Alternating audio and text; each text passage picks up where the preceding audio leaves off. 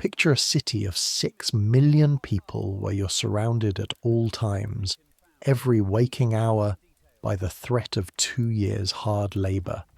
Not for stealing, not for violence, not for any act that left anyone bleeding or poorer or worse off in any measurable way.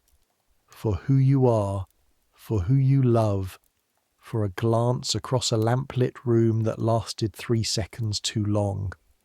Now fill that city with fog, real fog, the kind that tastes of coal and iron and the river and the sweat of 500,000 labourers who went to work this morning without breakfast. The kind that gets into your chest and stays there. The kind that makes every street lamp look like a bruise in the dark.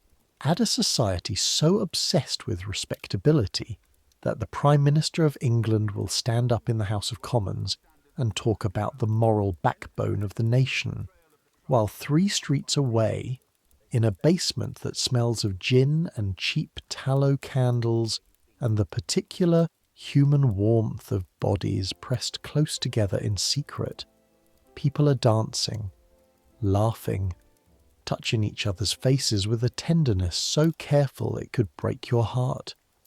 That's London. That's 1889. A place where you could be utterly destroyed in the morning and utterly alive by midnight.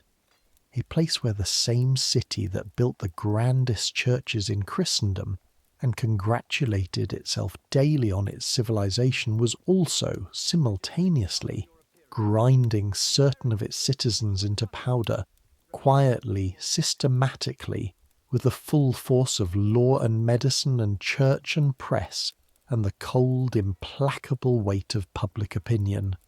We're going back there tonight. Not as tourists squinting at the exhibits in a museum case. We're living it. We're inside it. We're breathing that coal fog air and hearing those church bells and feeling that particular quality of Victorian terror that isn't loud. It doesn't announce itself. It's quiet. It lives just under your ribs, like something pressing inward, constant, particular to you. So I make these history stories, and I genuinely don't know whether you're listening to this as you drift off to sleep, or whether you're lying there very much awake at 3 a.m. because something in your chest won't let you rest. Either way, get comfortable, pull whatever warmth you have around you. Here we go. Your name is Thomas Marsh. You're 24 years old, and you work as a clerk in the offices of Hartley and Price Solicitors on Southampton Row in Holborn, London. You've been in this city for just over 3 years. You came from Bristol with a letter of recommendation, 12 shillings in your coat pocket, and a secret you've been carrying since you were approximately 14 years old. The secret is this. You have never once, in your entire life, felt what you're supposed to feel when you look at a woman. It is the 22nd of November, 1889, and it is a Thursday morning, and you are awake before the bells. You always are. You wake in the dark in a way that suggests your body knows, even in sleep, that watchfulness is the appropriate posture. Even in dreams you are alert. Even in dreams you're measuring the distance between yourself and the door. The room is cold. The chill comes up through the floorboards and through the thin mattress and into your hips and your shoulders.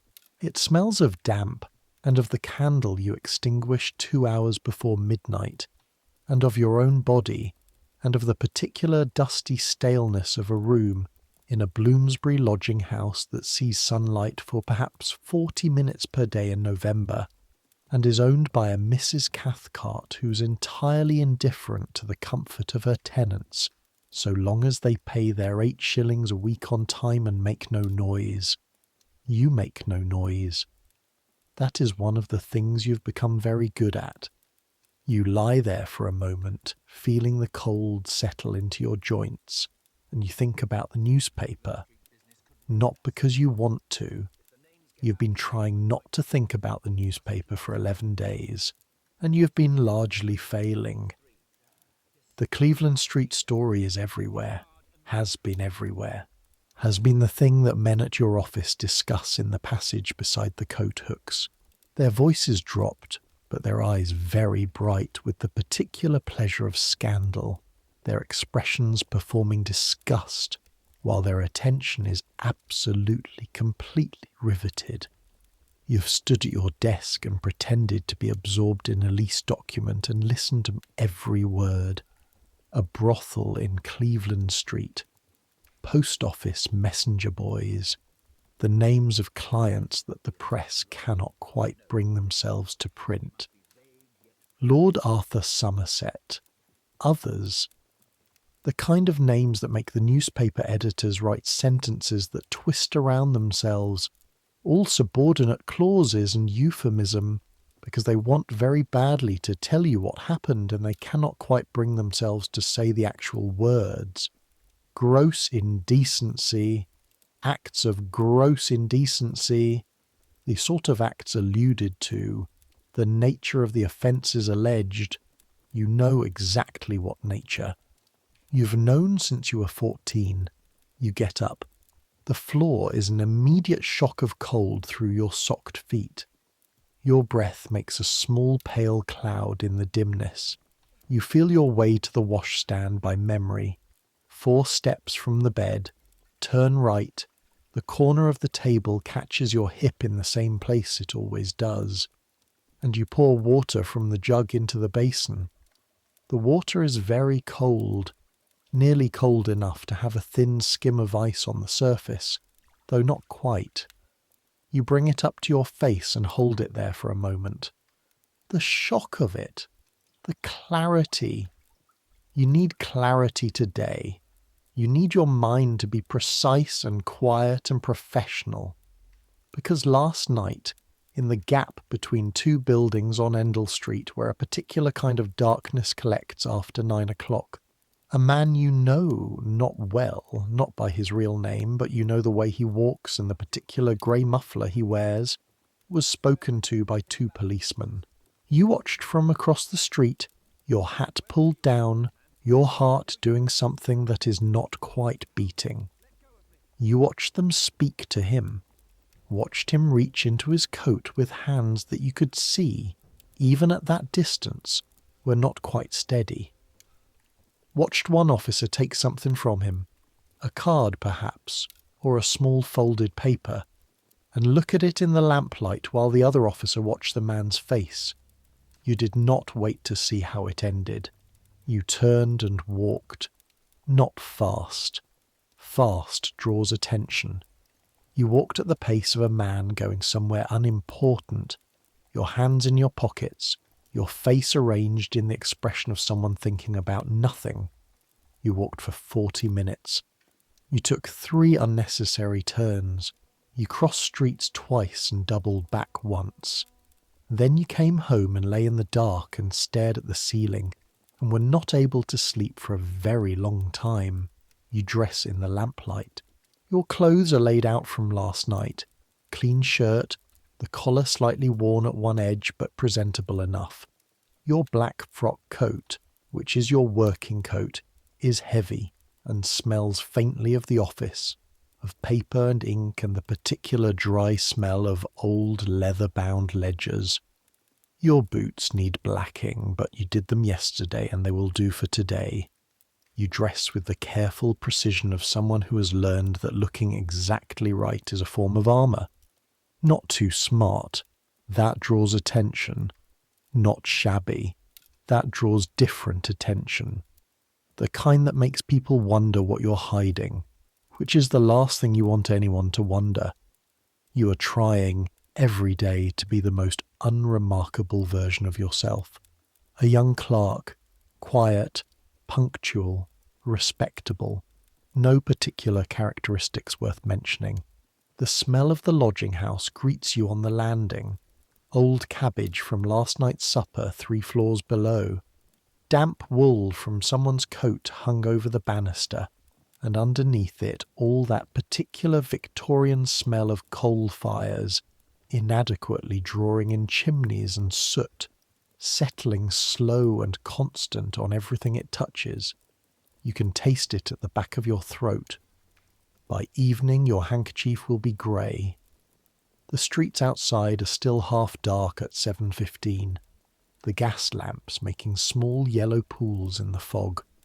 Your breath goes out in clouds. The cold is the particular sharp cold of a November morning after a clear night, cutting through your coat, finding the gap at your collar. The pavement is damp and slightly greasy underfoot. You pass a man pushing a barrow who nods without looking at you. A woman in a shawl hurrying the other direction.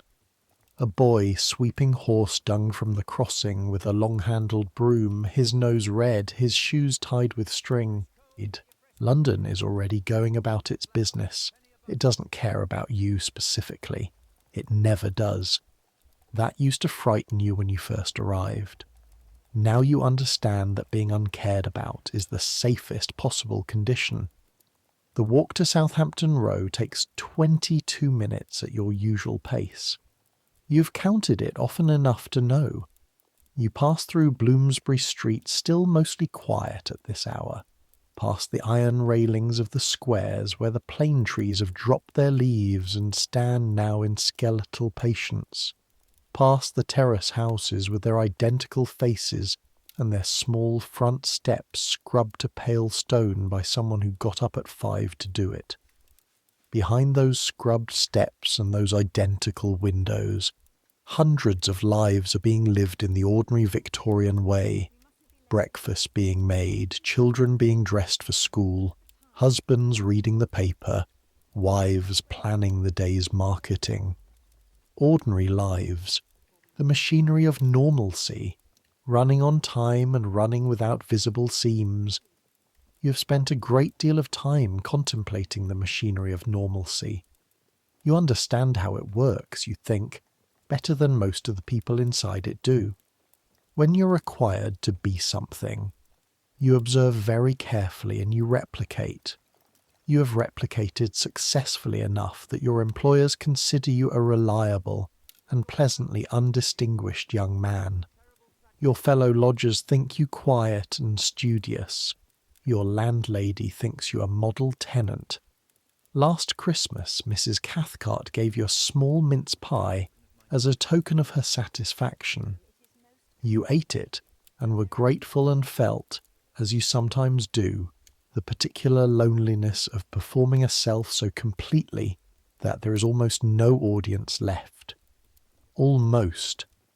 The offices of Hartley and Price occupy the first and second floors of a building that was modern in 1820 and has been declining slowly ever since. The stairs creak. The windows stick in summer and rattle in winter. The partners, Mr. Hartley, who is 61 and has gout, and Mr. Price, who is 44 and has ambition, occupy separate offices on the first floor. The clerks occupy the second floor. 4 of you in a room that smells perpetually of ink and lamp oil and the faintly sour smell of men spending their days in close quarters with inadequate ventilation.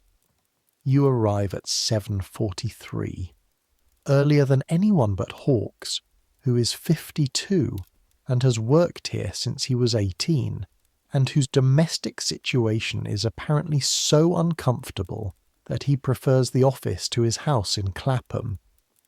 Hawkes nods at you. You nod at Hawkes.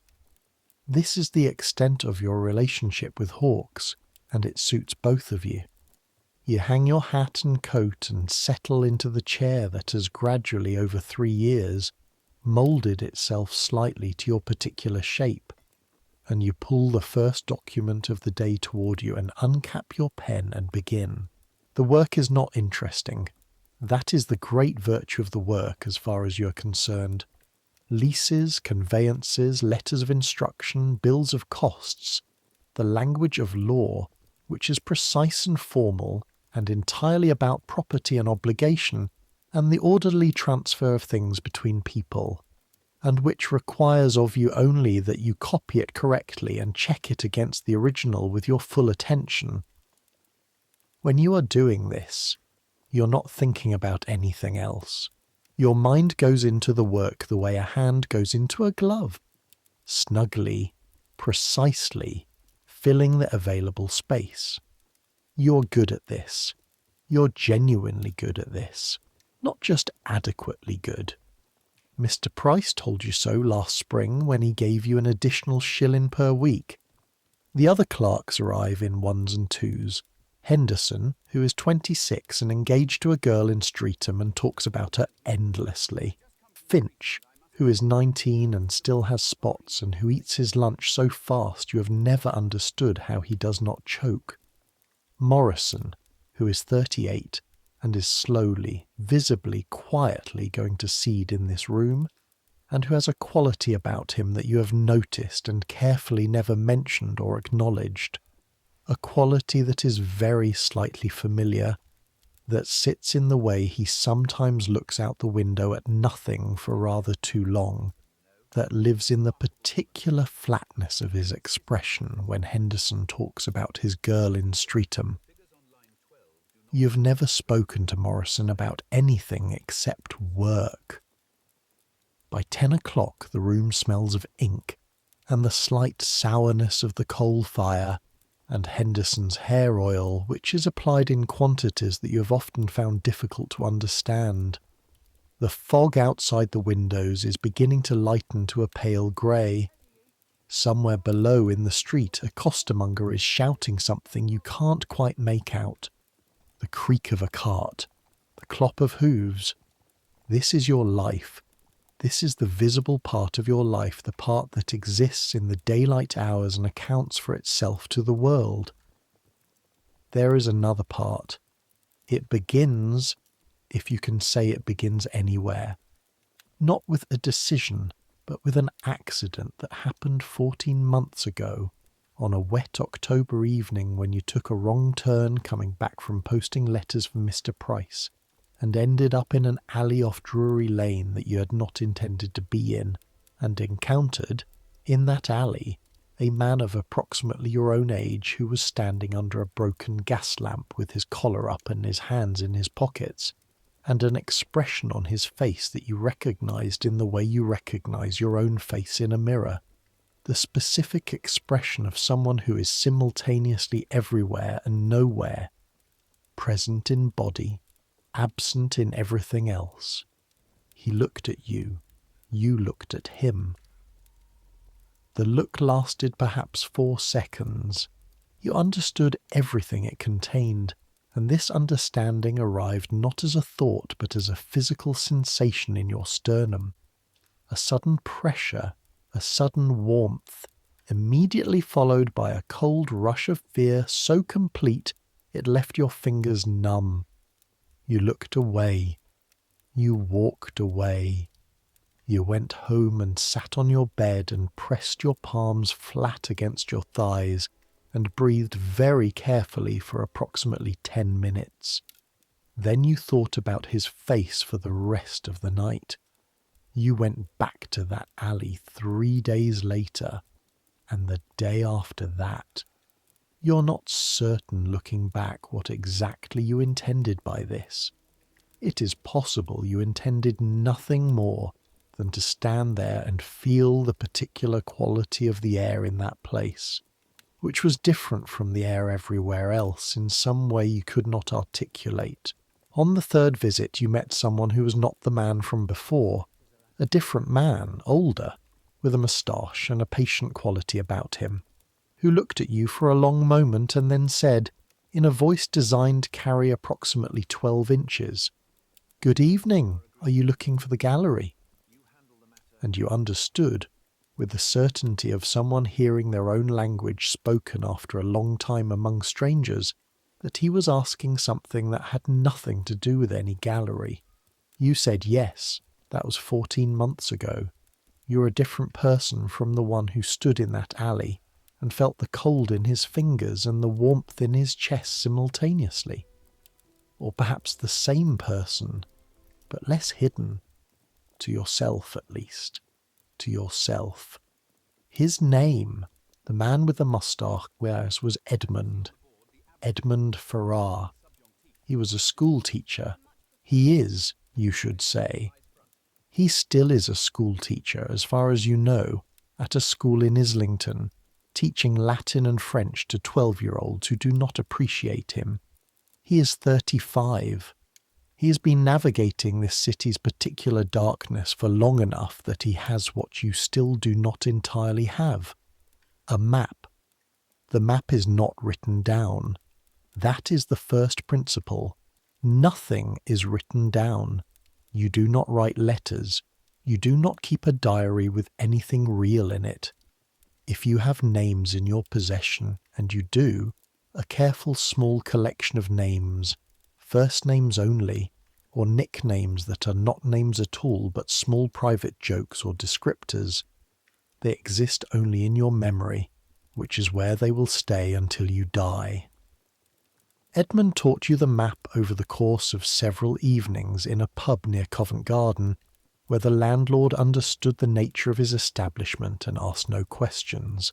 He taught it the way you teach someone to navigate a foreign city by walking it. Here is this street. Here is what it means in the dark.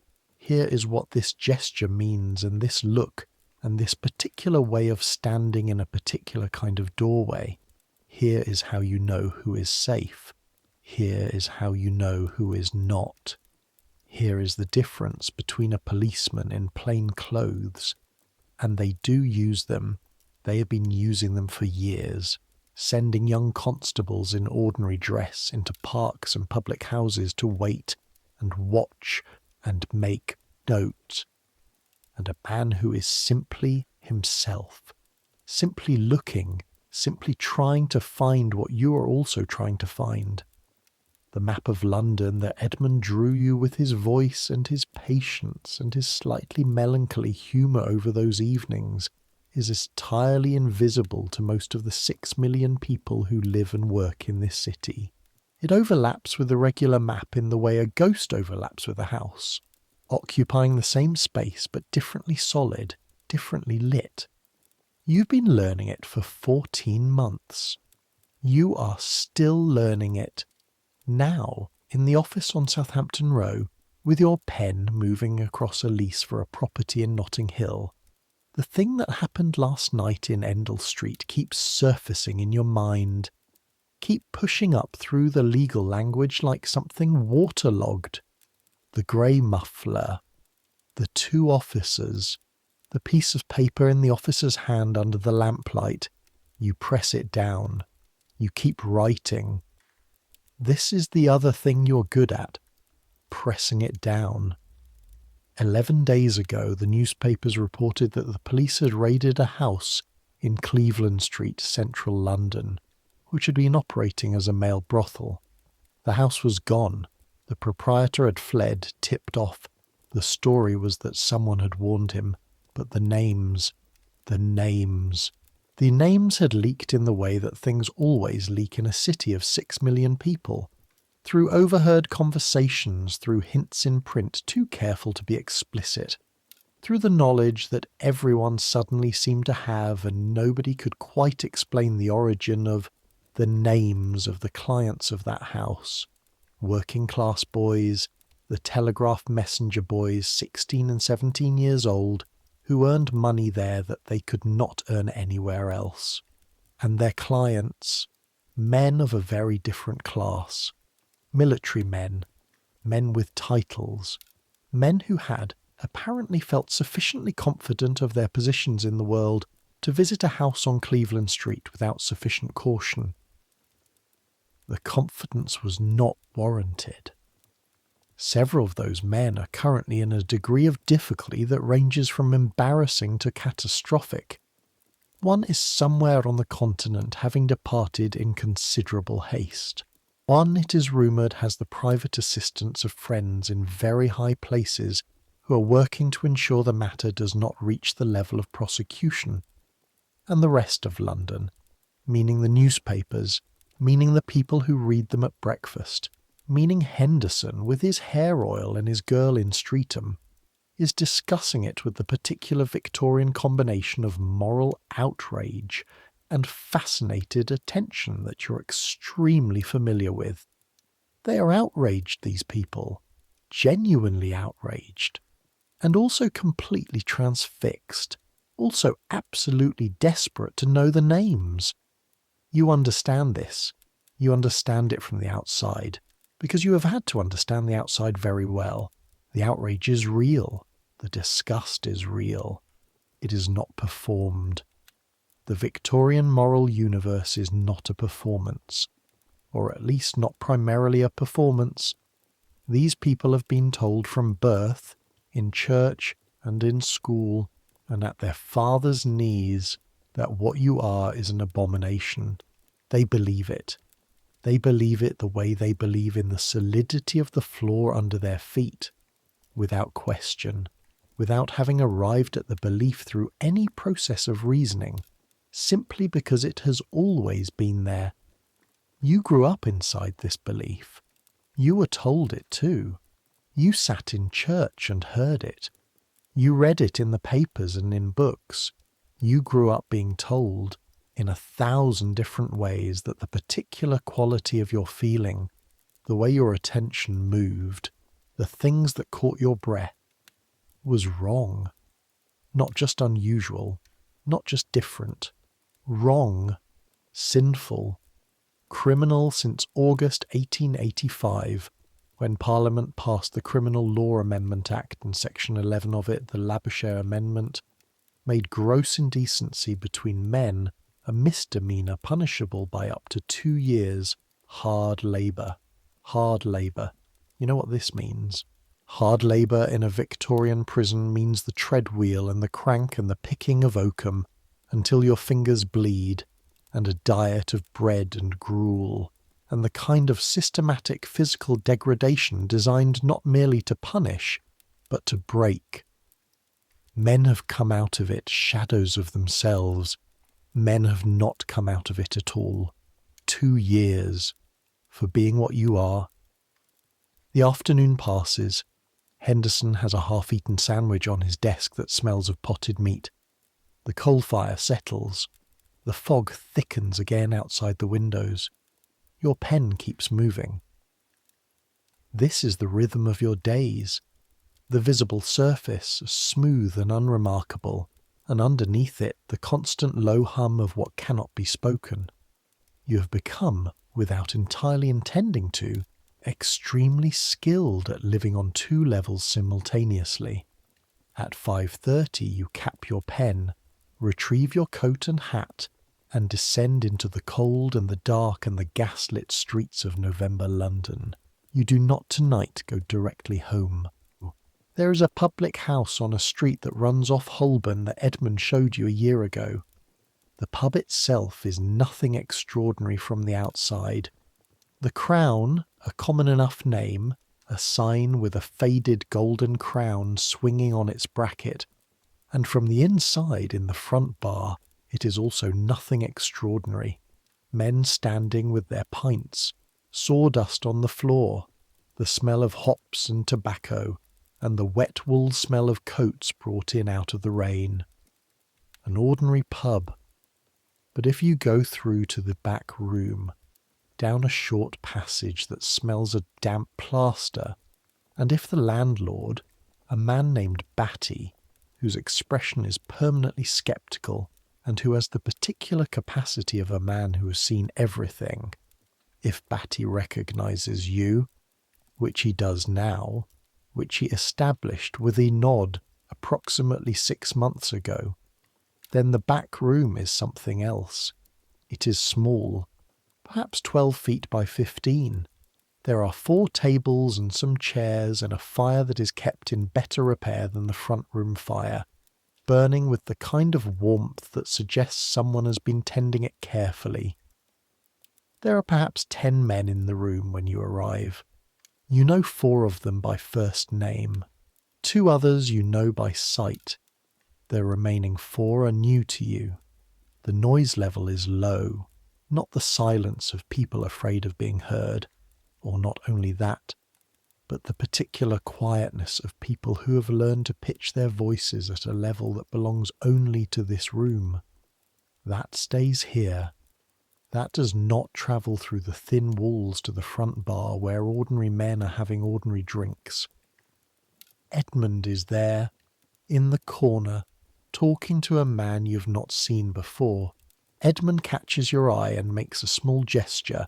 Later, when he's free, and you go to the bar, which is just a board across two barrels, and you order ale from the young man behind it, who is perhaps 20, with a face that is pretty in the way. Faces are sometimes pretty when they are still young enough not to have been entirely reshaped by the circumstances of life, and who gives you your change with fingers that touch your palm a half-second longer than necessary. You find a place against the wall and hold your glass and let your shoulders drop. This is the thing that is extremely difficult to explain to people who have never had to perform themselves for every waking hour. The specific physical sensation of relaxation when you can stop. When you're somewhere that does not require the performance. When you can stand against a wall and hold a glass and let your face do whatever it actually does rather than what it is supposed to do. Your face, right now, is doing something that might be called tired, and something that might be called relieved, and something underneath both of those things that is not quite happiness. You are too aware of the risks, too aware of the man in the grey muffler and the two policemen on Endell Street, too aware of the Labouchere Amendment and the Cleveland Street story and what is happening to the men whose names are circulating in whispers through this city, but is something adjacent to happiness, something in the family of happiness, the particular quality of being, briefly, among people who do not need you to be anything other than what you are. Edmund detaches himself from the new man and comes to stand beside you. He is a compact, careful man with a neat moustache and a permanent slight furrow between his brows that gives him the look of someone perpetually working out a difficult translation, which, in a way, he is. "You look like someone who didn't sleep," he says. "Endell Street last night." His expression does not change, which is itself an expression. Reynolds. Reynolds is the grey muffler. You had not known his name until now. You file it without showing that you're filing it. "I think so. Yes." Edmund takes a small, considered sip of his drink. They spoke to him. They had something, a paper or a card. He gave it to them. A pause. Edmund's brows do the thing they do. Then it may be that's all it was, a visiting card or something of the sort. They do that sometimes. They stop you and ask who you are and where you're going, and if you seem respectable enough, or if you seem frightened enough, which sometimes reads as respectable to them, they let you go and mark you down as a name to remember. And if they decide to remember the name, then they remember it. Edmund says this without drama. It is one of the things you respect about him. He does not dramatize the risks. He states them. He states them, and then continues to exist, which is its own form of courage. He should be careful for a few weeks. Stay home. Be very ordinary. You drink your ale. The fire pops. Across the room, two men you don't know are laughing at something, quietly, their heads close together, one of them touching the other's arm for a moment in a gesture so casual and natural that you feel it in your throat like a swallowed thing. "The Cleveland Street business," you say. Edmund makes a sound. Not quite a word. Yes. It's been everywhere. It's going to be everywhere for a while longer, and then something else will happen and it will be elsewhere. That's how it works. Not for the men who were there. No, Edmund says, not for them. The man with the pretty face behind the bar is talking to someone, and you catch yourself noticing the particular curve of the back of his neck where his hair has been recently cut, and you look away because you have learned, this is one of the first things you learned, that looking is something you do with great care, with economy, with the same precision you bring to copying legal documents. You do not look the way you want to look. You look in the way that is safe to look. This is also a kind of labour. Constant, low-level, invisible labour. The labour of keeping the thing you actually feel perpetually a few inches behind the thing you're allowed to show. It is the labour of your entire life, and you're so accustomed to it that you would not know how to stop even if stopping were possible. Someone pulls up a chair near the fire and begins to speak quietly to the group nearest him, and you drift in that direction because the fire is warm and the voice is interesting. It belongs to a man named Charles, who is perhaps 30, a printer by trade, and who has the gift of being able to talk about things that are frightening without making them more frightening, of wrapping a sharp thing in language gentle enough to hold. And Charles is saying something about a case in Manchester, a man prosecuted under the Labouchere Amendment last month, and the particular way the newspapers reported it, and the way the courtroom was handled, and the specific details of what constitutes gross indecency in the legal sense and what does not. Because this is useful information. This is the kind of information that functions as armour. You learn it the way a navigator learns the rocks in a dangerous harbour. You listen. You all listen. This is another thing about this room, about this particular invisible world. Information moves through it the way blood moves through a body. Who was stopped? Where? By which constables? Which magistrates are lenient and which are not? Where the plainclothes police have been operating? Which parks are safe at which hours and which have become dangerous? Who has been blackmailed and by whom? The names of the men who make a profession of following a certain kind of person home and then appearing at their door the following day with a proposition. The blackmailers are a particular horror. You know about them in the abstract. Edmund told you about them in the early weeks, laid it out plainly without sparing you. And you know about them in the particular because 6 months ago, a man you have seen in this room, a quiet man who worked as a bank teller, was approached on the street near Victoria Station by 2 men who had somehow, it was never clear quite how, come to know certain things about him, and who offered him a choice between £5 and the information reaching his employers. He paid the £5. He's still paying, in instalments, because the men came back. Because they always come back.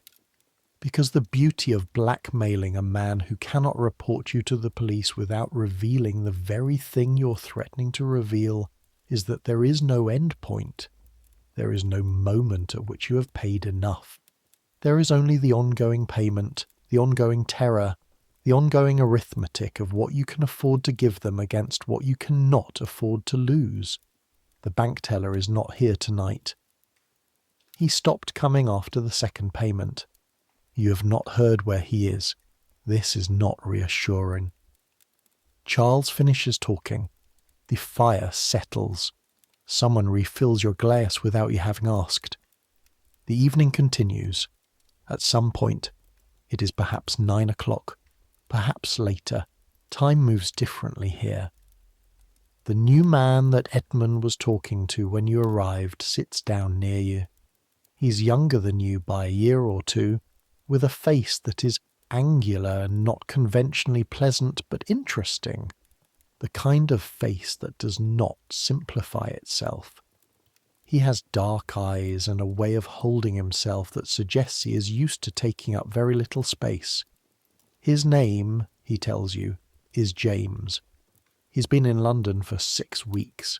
He came from Leeds. You ask him how he found this place. He smiles, which transforms the angular face into something entirely different, something open.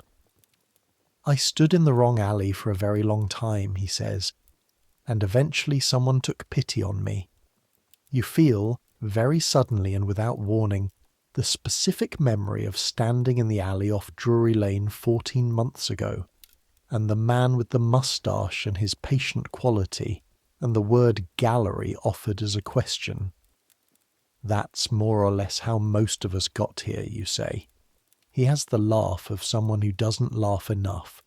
A little surprised by itself, a little tentative, not quite sure it's allowed. I thought I was the only one. You look at him. You look at him properly, carefully, for a moment that counts all its seconds. Everyone thinks they're the only one, you say. For a while.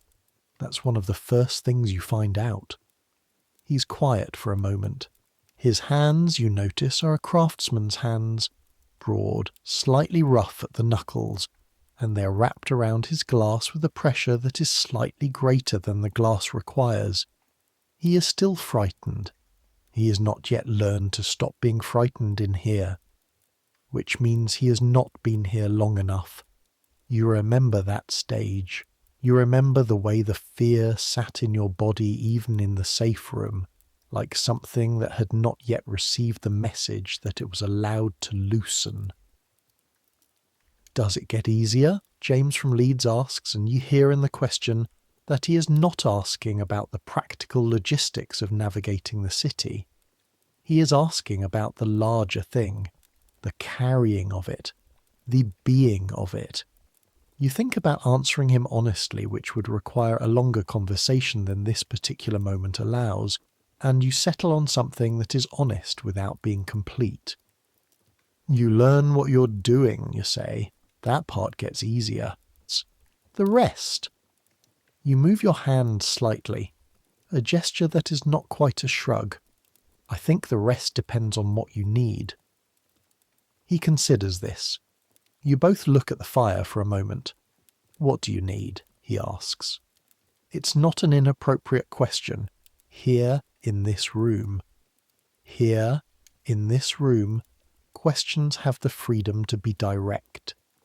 At the moment, you say, I need to finish this drink and get home before it rains again. He laughs again, still surprised. Is that really all? You smile, and the smile is the real one, the one that belongs to you and not to the performance, and it feels like something stretching that has not been stretched in a while. No, you say, but it's what's manageable tonight. You drink up, you tell Edmund you're leaving. Edmund nods and says something about being careful on Endell Street, which you were going to be anyway. You pull your coat on at the passage door, put your hat on with a particular deliberateness of someone resuming a role after an interval, and step back out into the cold and the dark and the November fog. The street is wet. Your breath makes clouds. The gas lamps are doing their best against the dark and losing, as they always do, London dark winning over London gas on a foggy November night the way it always wins. A cab passes, the horse's hooves loud on the wet stone. Somewhere nearby, a woman laughing at something in a doorway. You walk home with your hands in your pockets and the particular quality of the backroom fire still warm somewhere in your chest. 3 years earlier, in Bristol, in the house where your parents still live, your father, who is a clerk in a different kind of office, slightly above your father's clerk position but not by much, and your mother, who manages the house with the particular efficiency of a woman who has learned to make precision into dignity. There was a young man named William who lived 2 streets away. You had known him since you were 12. He was quick and funny, and when he laughed his whole face went into it. And when you were 17 and he was 18, you spent a summer in the kind of closeness that gets called friendship by everyone who does not look too carefully.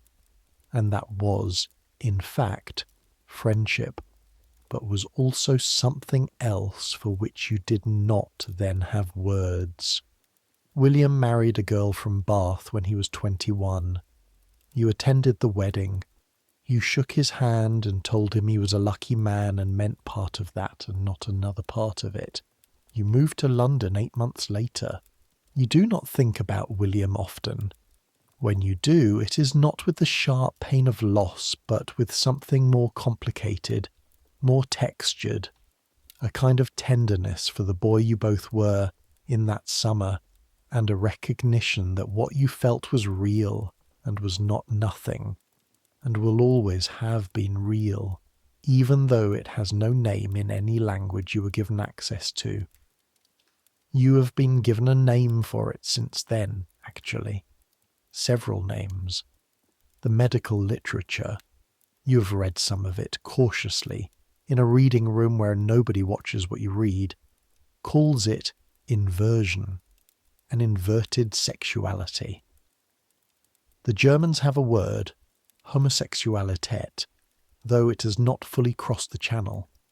The press calls it various things that you decline to repeat even in your own head.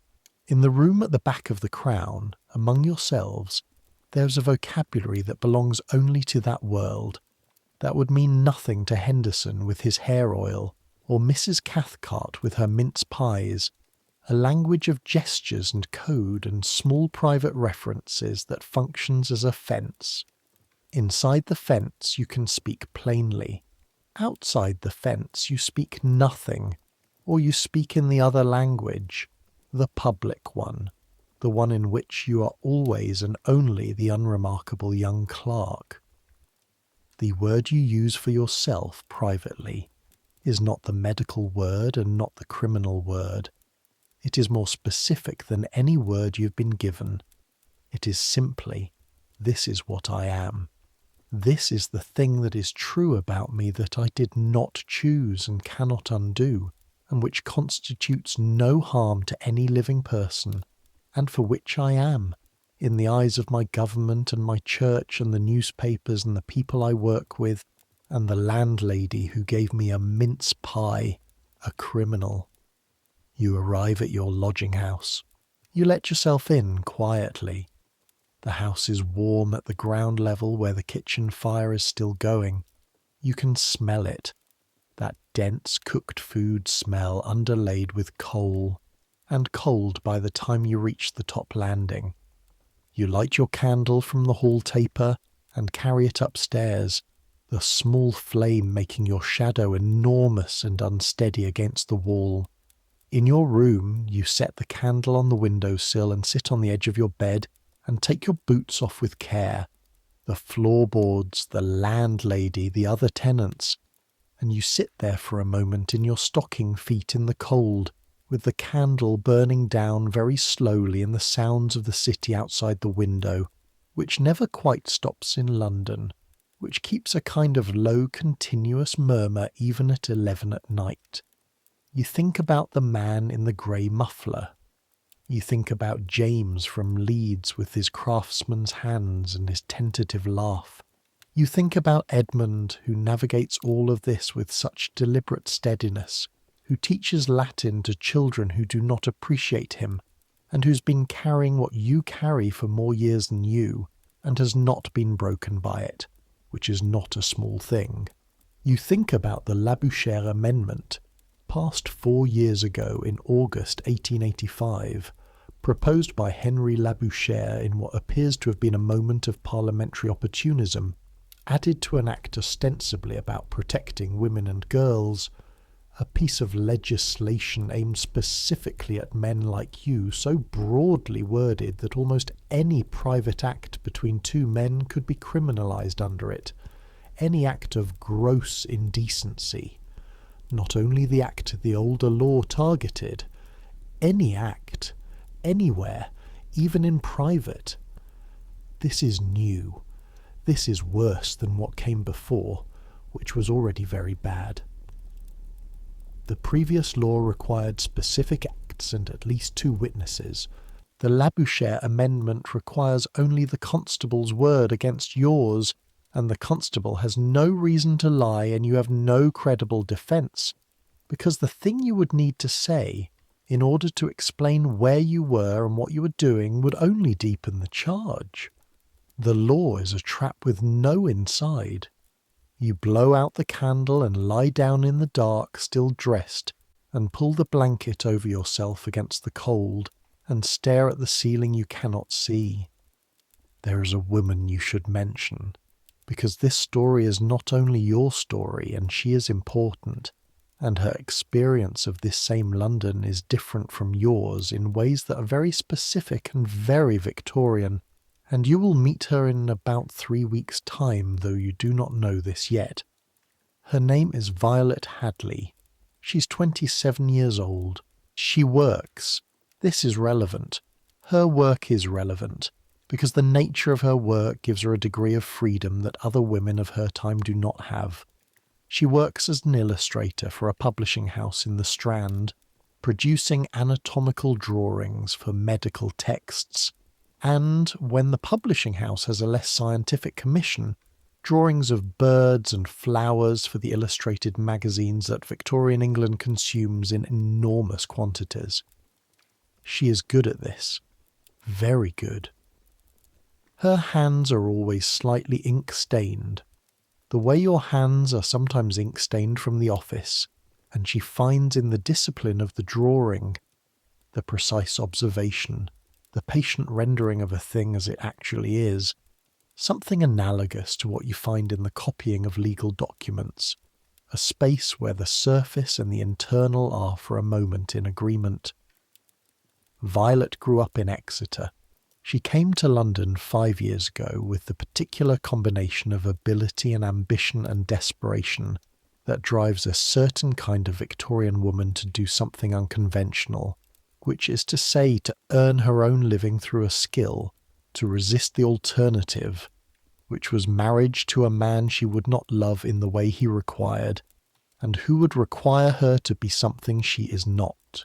This is something Violet understood about herself at approximately the same age you understood the analogous thing about yourself, which is to say, when she was approximately 15 and developing, in the garden behind her father's house in Exeter, a series of feelings toward her friend Agnes that were not what friendship is supposed to feel like, that were bigger than friendship and warmer and more urgent, and that Agnes, it became clear, did not reciprocate, and that Violet subsequently pressed so far into the back of herself that she thought, for a period of some years, that she had resolved the problem by making it disappear. She had not made it disappear. She'd made it quieter, which is a different thing. The distinction, for Violet, between her situation and yours, the distinction that matters most in practical terms, is this. What Violet is not illegal. There is no Victorian law against women loving women. This is sometimes attributed to Queen Victoria's famous refusal to believe in the possibility of female homosexuality, the story being that she struck such a provision from a draft bill, though the historical evidence for this specific story is slightly less clear than its constant repetition suggests. Regardless of the reason, it is not on the statute books. What you do is a crime. What Violet does is not. This does not mean Violet is safe.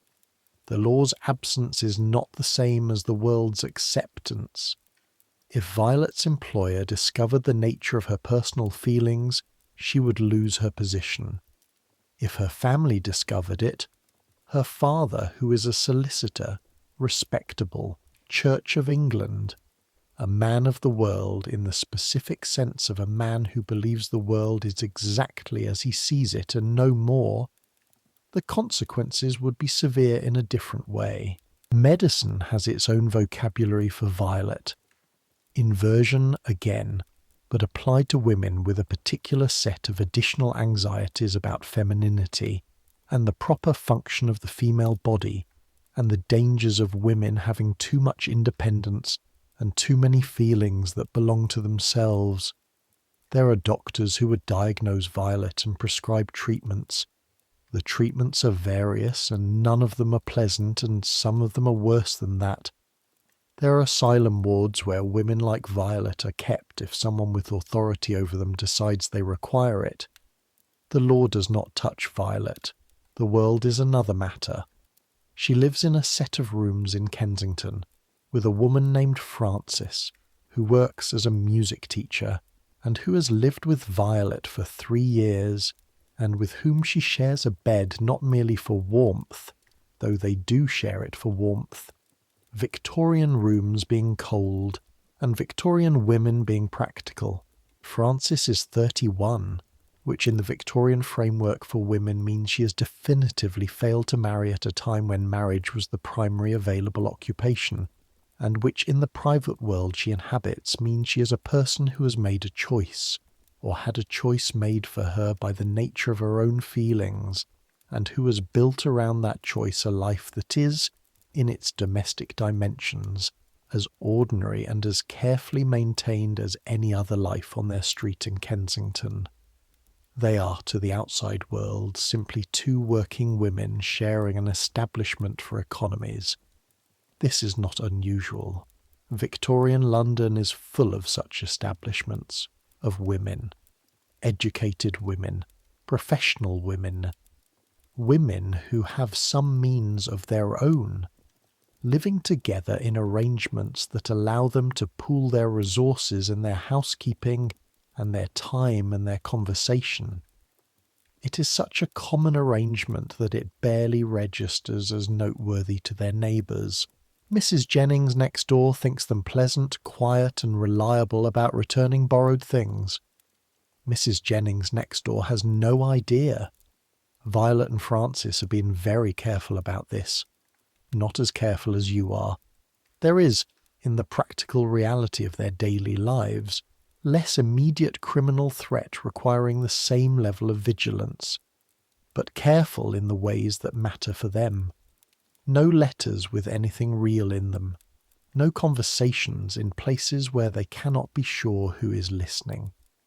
The maintenance of a surface domestic narrative that is entirely consistent. Two friends, two professional women, roommates. The surface narrative is not false. They are friends. They are professional women.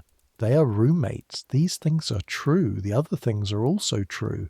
Both sets of truths coexist in the Kensington rooms and on their faces in public, and in their correspondence with their respective families, and the skill required to hold both simultaneously is something you would recognise immediately, though you won't meet Violet for 3 weeks yet. What you will discover about Violet when you do meet her is that she is someone who has arrived at a particular kind of peace with the doubleness of her life. Not a comfortable peace, not the kind of peace that has no cost, but the kind that comes from having worked it through to its logical conclusion and found that the conclusion, while not comfortable, is livable. She's not happy, precisely. She's engaged. She's present. She makes drawings of birds with extraordinary precision, and she loves Frances with the patient, daily, unglamorous love that is not the love of novels, not the anguished love, the dramatic love, the love that produces scenes, but the love of being in the same room with someone and feeling that the room is, because of that, exactly the right size. 3 weeks from now, you will be introduced to Violet by Edmund, in circumstances you cannot predict tonight, and you will recognise each other in that way that people sometimes recognise each other across the divide of their different situations, through the shared quality of what they carry, and you will talk for 2 hours in a kitchen in Islington, while Edmund's kettle sits on the hob and grows cold, and it will be one of the stranger and more valuable conversations of your adult life. But that is 3 weeks from now. Tonight you are lying in the dark in the cold of your Bloomsbury lodging room and listening to London do its quiet November murmuring outside the window, and sleep is coming, slowly, the way it comes when you're tired enough for it, gathering at the edges first, softening the outlines of your thoughts, making the ceiling you cannot see seem slightly farther away, the city noise slightly more diffuse. You think, just before sleep, you have not been arrested, you have not been blackmailed, you have not been dismissed, you have not been hospitalized, institutionalized, cast out. The men of Cleveland Street are not you. The man in the grey muffler, whatever happened after you turned and walked away, is not you. Not tonight. Tonight you're in a room and you're warm enough, and you have a position that pays you reliably, and the fire in the back room of the Crown was warm against your face, and James from Leeds has a laugh that surprises itself. Sleep comes, November becomes December. December in London is dark in a particular way, a darkness that is not simply the absence of light, but a presence of its own. The coal smoke thickens, the fog is denser, the days shorten until by 4 in the afternoon the city is effectively operating at night. The gas lamps do their work and the shop windows put out their displays, and the streets are very crowded in the particular way of people who are cold and moving fast and not stopping to see anything they don't have to. The smell of London in December is different from November. The coal fires are burning higher, you can smell them from the street, and there is the smell of chestnuts from the braziers set up at corners by the vendors who do their good trade in December, and there is a smell of something sweeter underneath, which might be the pine boughs being sold for Christmas decoration, which is now Albert's influence, Germany's influence, a tradition 30 or 40 years established, a proper English institution. You work, you copy leases and letters of instruction and bills of costs, you come home in the dark, you sometimes go to the Crown, you continue to learn the map. The map has, in this month, the new and concerning feature. Word comes through the room, through the invisible network of information that functions as the circulatory system of this community, that the police have been active in the park, specifically in a particular area of Regent's Park near the boating lake, which has been a known meeting place for some years. 2 men were taken last month. The word is, not there, not now, not for a while. Word also comes that a man named Harris, who lives in Southwark, and makes his living in a way that the room understands very well, because 3 people here have dealt with him, a man who follows a certain kind of person home and then presents himself at their door, has been seen operating in the neighbourhood of the Strand. The word is, if you're unfamiliar with him, his distinguishing feature is a dark coat with a brass-buttoned collar and a tendency to carry a walking stick he does not need. You've never had a walking stick, you take note. Charles, the printer, brings news of a court case in Birmingham where a man was convicted under the Labouchere Amendment and sentenced to the full 2 years. The judge's words at sentencing, as reported in the Birmingham Daily Post, were of the kind that Charles reads aloud with a flat, precise voice that is more devastating than any emotional emphasis could be. The word about unnatural vice, and the degradation of civilization, and the necessity of the full force of the law, the words that are essentially the articulation of everything the Victorian world thinks about what you are and has thought since before there was a legal mechanism to act on it, and will continue to think, you are fairly certain, for a very long time. After Charles reads this, there is a silence in the back room that is a particular kind of silence. Not shocked. None of you is shocked. You have all heard this language before. You have had it aimed at you in one form or another since you were old enough to understand what was being aimed. But heavy, as if the air in the room has become temporarily denser. Then a man named Robert, who's the oldest person who regularly attends these evenings, who is 62, and who was doing this for 30 years before the Labouchere Amendment changed the already difficult landscape into something harder, says, without drama, the answer is to be very careful and to not give them anything to use. The answer is to continue existing, because existence is itself a form of insistence. It is not a grand speech, Robert does not make grand speeches.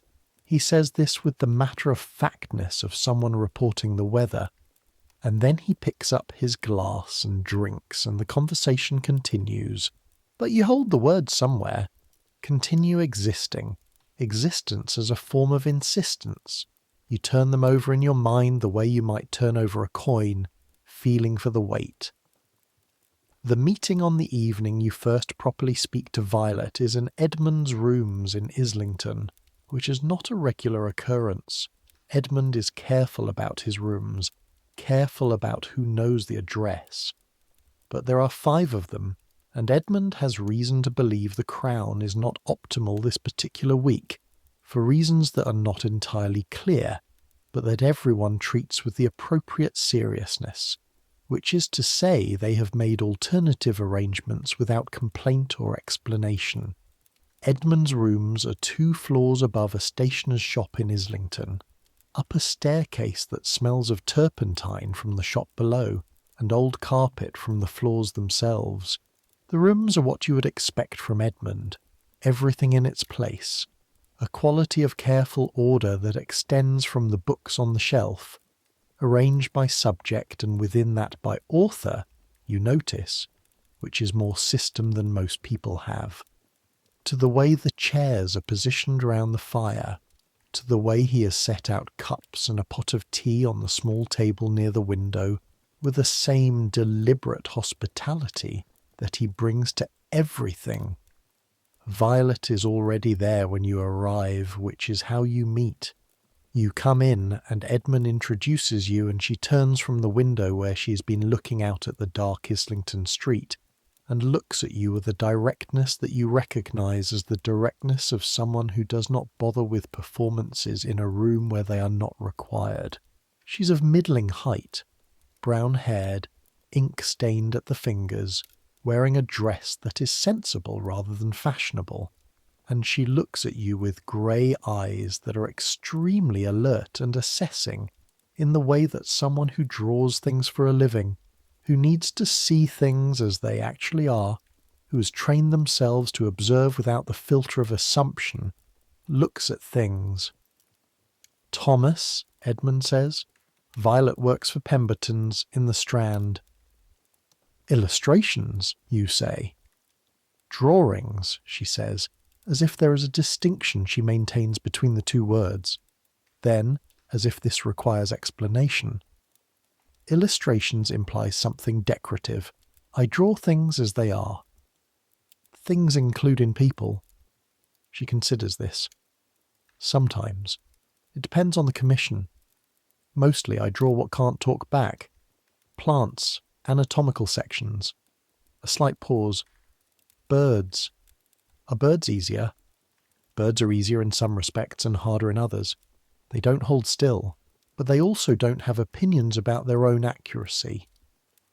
You find this very slightly funny, and the finding of it slightly funny is visible on your face in the way that things can be visible on your face in rooms where you're not performing your face. And she sees it, and one corner of her mouth moves accordingly. This is the beginning of the 2 hours in the kitchen while Edmund's kettle grows cold. What you talk about, you and Violet, covers territory that you would not have predicted and some that you would. She tells you about Francis, not in the way of revealing a secret. It does not feel like a secret here in this room, but in the way of describing a fact, the way you might describe where you live or what you eat for breakfast. Francis is the person she lives with. This is what that means. Edmund has apparently known this for some time. You do not ask why you are meeting Violet now rather than earlier, because the answer is obvious. Violet has been cautious, is always cautious, and meeting someone new is something she does not do without some period of prior assessment, and Edmund's willingness to introduce you is itself a form of recommendation that she has evidently decided to accept. You tell her about the office, about Henderson's hair oil, about copying leases. She tells you about the particular difficulty of drawing the same species of sparrow for 6 hours until the publisher is satisfied with the accuracy of the tail feathers. You both find this funny in a way that is slightly out of proportion to how funny it is, which is one of the things that happens when you're in a room with someone who understands the texture of your particular kind of existence without requiring it to be explained. Then the conversation goes somewhere else, somewhere more serious, and stays there for a while. "Do you know anyone from the Cleveland Street business?" she asks. "Not directly. You?" "Francis works with a woman whose brother—" "It doesn't matter. Not directly." A pause. "She's been very frightened. The woman Francis works with. Not for herself, for her brother. They're not close, but—" Violet looks at her hands. "It's made Francis frightened too, for different reasons." You understand what the different reasons are. The fear that comes from reading about people like you being exposed and destroyed, and understanding that exposed and destroyed is what happens, that this is what happens when the surface tears. When the surface tears, what is underneath is not, in the world's accounting, a person with an ordinary inner life doing their best to be decent and do their work and maintain their obligations and love who they love. What is underneath is, in the world's accounting, an abomination, a criminal, something the newspapers will print stories about for weeks, with the particular relish of people who find that discussing something they also condemn gives them a great deal of pleasure. "How does Francis manage?" you ask. Violet is quiet for a moment. She looks at the cold kettle. "She manages the way we all manage," she says, "by continuing, by keeping the surface intact, by being very careful." She looks back at you. "Does that get tiring?" "Yes. Yes." She says it as the echo, as a confirmation, not as a question. "Does it get easier?" you ask, and realize as you ask it that James from Leeds asked you the same question 3 weeks ago in the back room of the Crown. Violet considers it with the deliberateness of someone who does not give empty answers. "I think," she says slowly, "that you get stronger, which is not the same as easier. Easier would mean the thing weighs less. What actually happens is that you get better at carrying the weight. Your shoulders broaden, so to speak." She pauses. "Frances is better at it than I am. She's been carrying it longer. Edmund is better at it than I am," you say. "How long have you known Edmund?" 14 months, she nods. "Then give it more time." You sit with this for a moment. Outside Edmund's window, Islington is quiet with the particular quietness of a residential street at 9 o'clock on a cold evening. A cart going somewhere, the distant bell of a church, the smell of coal fires coming through the gap in the window frame. "I sometimes wonder," you say, and stop and start again. "I sometimes think about what it would be if things were different, if the law were different, if the world—" You stop again, because the sentence has too many directions and you're not sure which one you mean. "If you didn't have to carry it," Violet says. "Yes." She's quiet for a moment. Then, "I don't think I know what I would be without it," she says. "That's the terrible thing. It's such a part of how I've learned to be in the world. The carefulness. She makes a small gesture with her ink-stained hand. "The watching. I think it's made me a better observer. I think that's not nothing. But I'd very much like to know what I would be if I didn't have to watch all the time. You would like to know that too." Edmund comes through from the other room with fresh hot water, and the conversation shifts, as conversations do, and after a while there are 5 of you in the 2 small rooms talking about different things. Charles has arrived, and another man named Peter, whom you have met once before. a quiet man who works in a government office and who says very little but pays extremely close attention. And the evening has that particular quality of evenings when you are among people who know what you know, and the cold of the Islington rooms is compensated for by the fire and the company and the warm, specific relief of being for a few hours unarmoured. January is hard. January is always hard in London. The cold has settled into the city the way cold settles into old buildings, deep into the stone, into the bones of the place, into the gap between your collar and your neck when you step out of doors in the morning.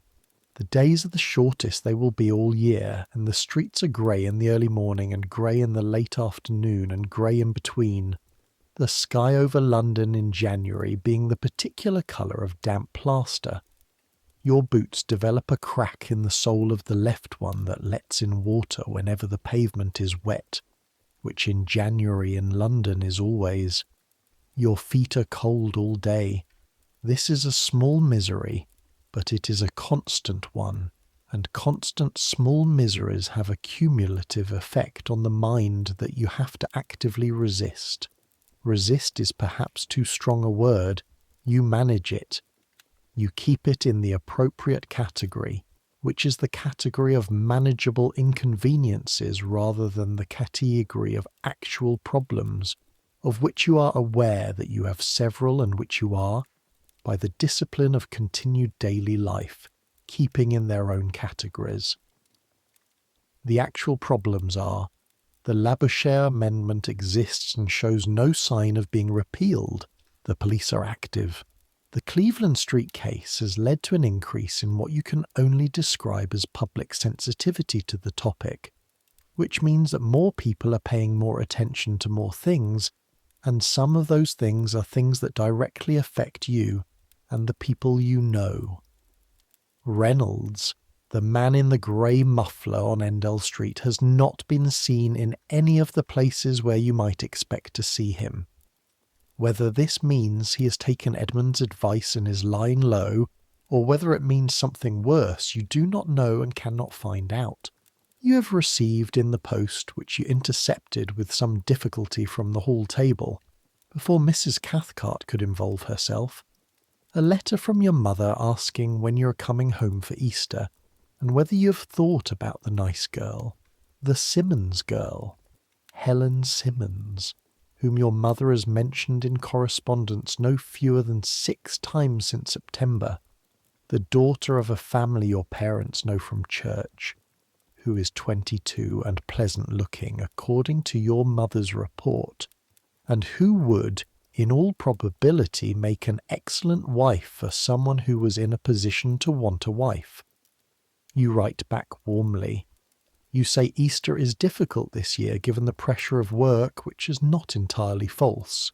You say nothing about Helen Simmons. This is a silence that will need, eventually, to be filled with something, because your mother is persistent and your parents are not unkind, and they want for you the normal things that parents want. The things that constitute, in their understanding, a good life, a decent position, a wife, eventually children, the continuation of the ordinary progression of a respectable life. You cannot give them this. You cannot give them this and also be anything that resembles honest with yourself. You can give them the decent position and the respectable life, and you're giving them that daily at the office of Hartley and Price. But the other part, the letter from your mother sits on your desk for 3 days. Then you fold it and put it in the back of your Bible, which is where you put things you intend to think about at a later date that you are not yet ready to think about. The Bible is getting somewhat full of postponed thoughts. February brings a change which you do not anticipate in the texture of your daily life. Mr. Price calls you into his office on a Thursday afternoon. His office smells of his own particular combination of pipe tobacco and hair pomade, and the dry, dusty smell of many legal volumes, and it has the quality of a space that has been occupied by the same person for a long time, and has gradually become an extension of that person's specific character, fussy, precise, ambitious in small, careful increments. He tells you that Hartley and Price have taken on a new client, a publishing firm on the Strand, and that the nature of this client's business requires a degree of literary and editorial familiarity that he feels you are better placed to provide than the other clerks. He does not say this flatteringly. He says it in the manner of someone allocating a resource to a task. This is the appropriate tool for this function. The publishing firm on the Strand is Pemberton's.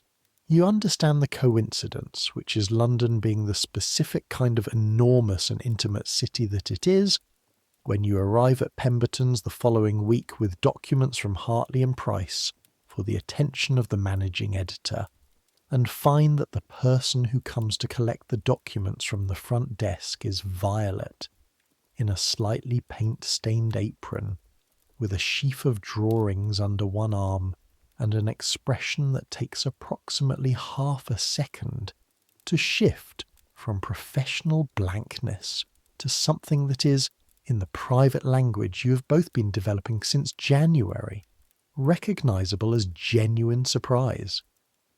"Mr. Marsh," she says. "Miss Hadley.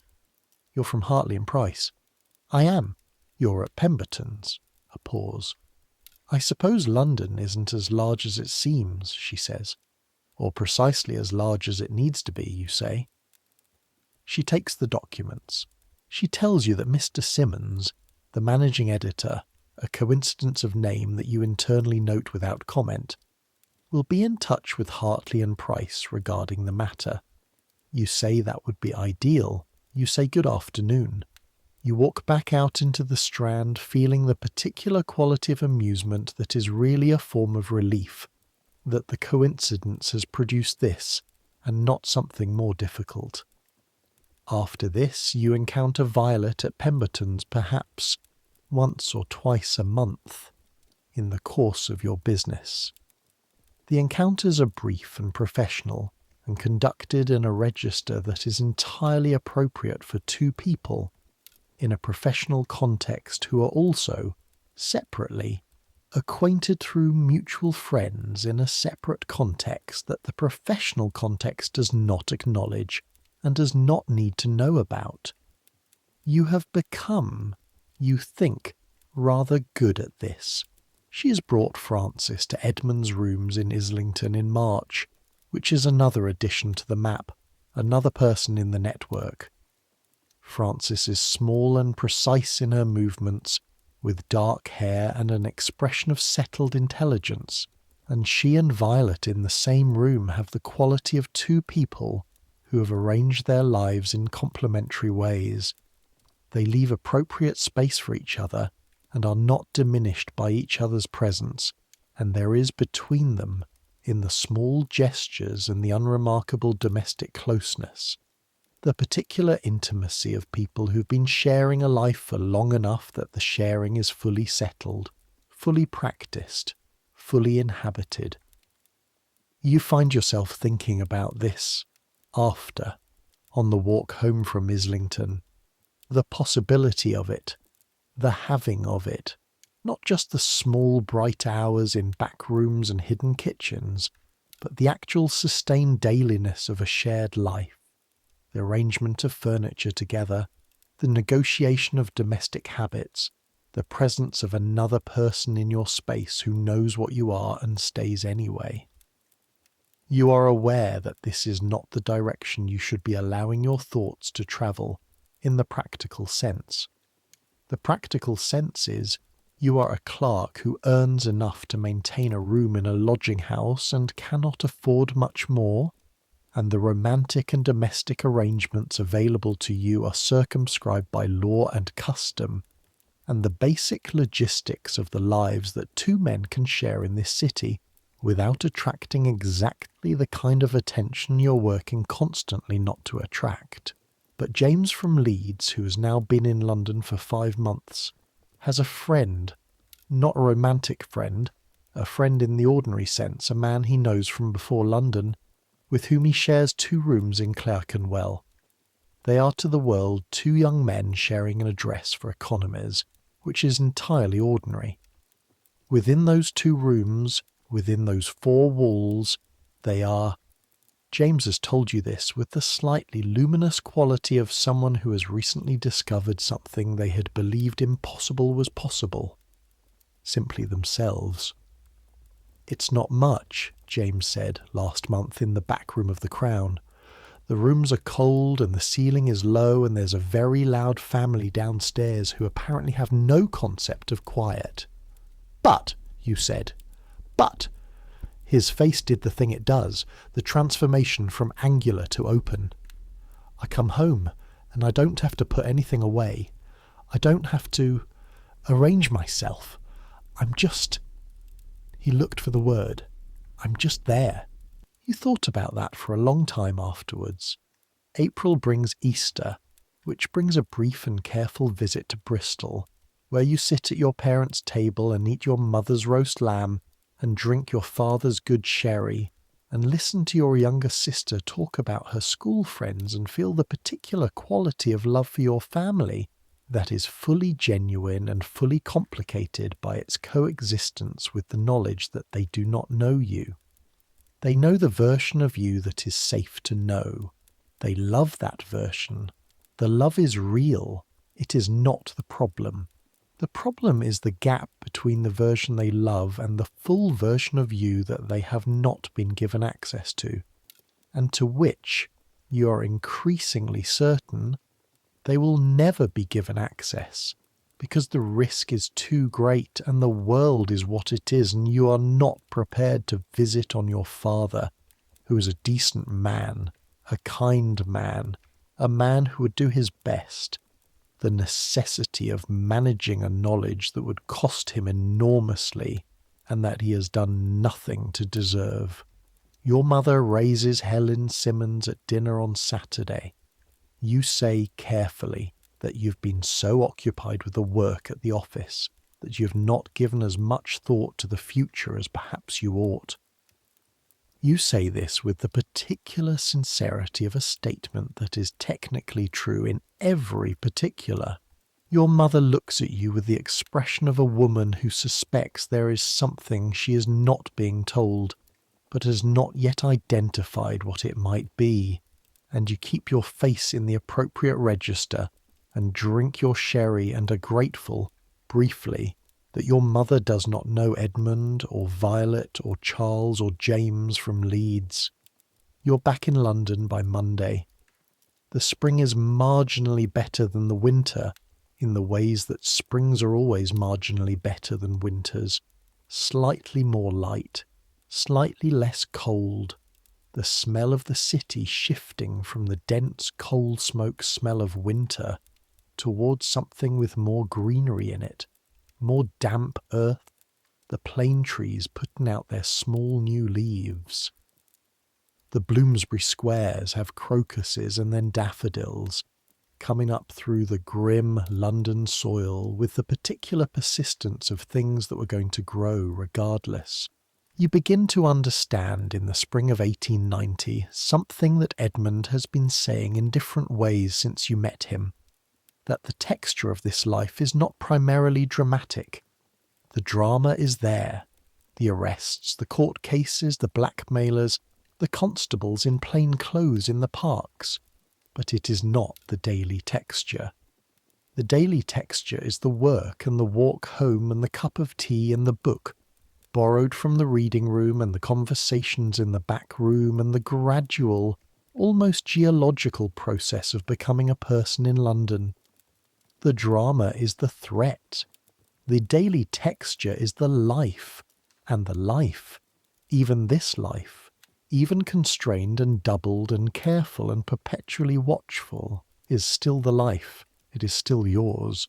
The work of your hands, the thoughts in your head, the specific quality of a conversation with Violet in a professional setting that is also, underneath, a conversation about something else, the particular warmth of an evening at Edmund's, when the fire is good and Robert is talking about the 1870s, with the matter-of-factness of a man who's been carrying weight for 20 years and is still standing, the way James from Leeds looks when he's laughing and not apologising for it. These things constitute a life.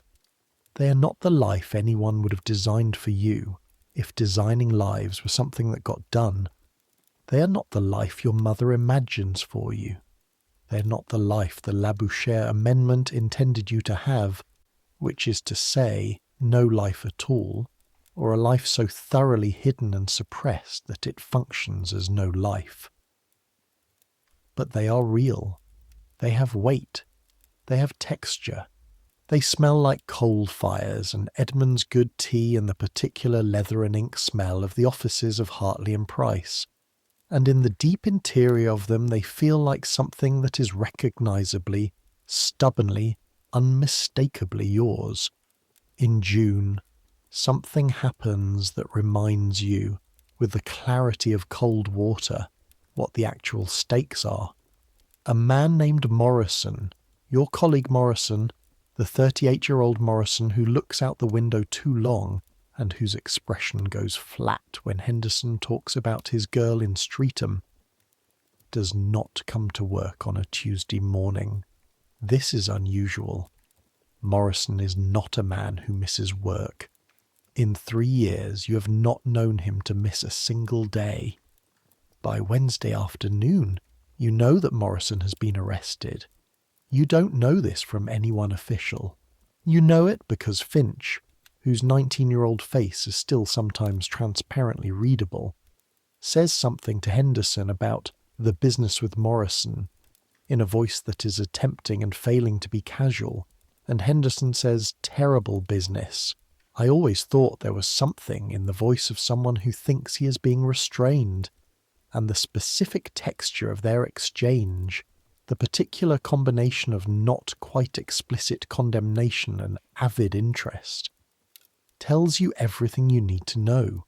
You copy a lease for a property in Fulham. Your hand is completely steady. You're aware of this steadiness with a part of your attention that is separate from the part copying the lease, and you are grateful for it, and you're also slightly frightened by it. What does it mean that your hand is completely steady when you learn that a man you work beside has been arrested under the law that governs what you are? It means you have learned to be steady. Edmund has been telling you this. It means the steadiness is real, not performed. It means you have, over the 14 months of learning the map and the 20 months of being in London, developed resources you did not have when you arrived. You're also frightened. Both of these things are true simultaneously, and neither one cancels the other. You do not know, by the end of the week, the specific circumstances of Morrison's arrest. You do not know whether it is a park or a pub or a plainclothes constable or a blackmailer who escalated or something else entirely. You do not know because you cannot ask, and there is no official channel by which this information would reach you. What you know is that Morrison is not at his desk, that the partners have said nothing except that Mr. Morrison's position has been vacated, that Henderson considers the whole business terrible and perhaps not entirely surprising, and that Finch is slightly chastened in a way that you think might mean he was one of those people who enjoyed the scandal of Cleveland Street rather more than the actual fate of the people involved, and is now in the slightly uncomfortable position of knowing someone personally. What you think about Morrison in the private interior where you think the things you cannot say is not complicated. You think, he was careful. He was as careful as you are, maybe more careful, and it was not enough. The gap between being very careful and being perfectly safe is a gap that you cannot close, and it is the gap that the Labouchere Amendment lives in, and it is always going to be there. And then you must continue. Not because the danger has passed. It has not passed. It has increased, if anything, the arrest of Morrison on your own office floor being a particular illustration of how proximate this is. but because continuing is the only option that does not involve giving up, and you're not willing to give up, you deliver the lease to Fulham on Thursday afternoon.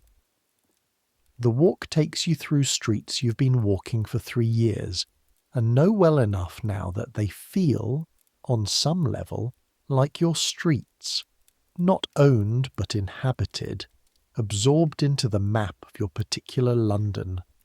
The plane trees on Woburn Place, the smell of the Holborn Underground Station, that particular underground smell of soot and electricity and crowds. The flower sellers at the corner near Lincoln's Inn Fields, London going about its business, enormous and indifferent, and precisely in its indifference, something like shelter. In a city of 6 million people, you can continue. You can walk these streets and do your work and go to your rooms and go to the back room of the Crown and be, in the private interior, what you are, and the city will mostly not notice and mostly not care, which in the practical sense is very nearly as good as acceptance, and in some other sense, the deeper sense, the sense that concerns what you owe to yourself, is nothing like acceptance at all, but is what you have, and what you have is what you work with. You arrive at the Fulham address. You deliver the lease. You walk home. Summer finds you changed from the person who was in London 3 years ago, though the change is not visible to anyone who does not know what they're looking at. You're still quiet, punctual, unremarkable, professional. You still copy leases. You still wear the same frock coat that has now developed a second worn spot at the right elbow. You still live in Mrs. Cathcart's lodging house and pay 8 shillings a week and receive small mince pies at Christmas. But you know things now that you did not know. You know the map. You know the back room of the Crown and the feel of the city at night when you are navigating it by memory.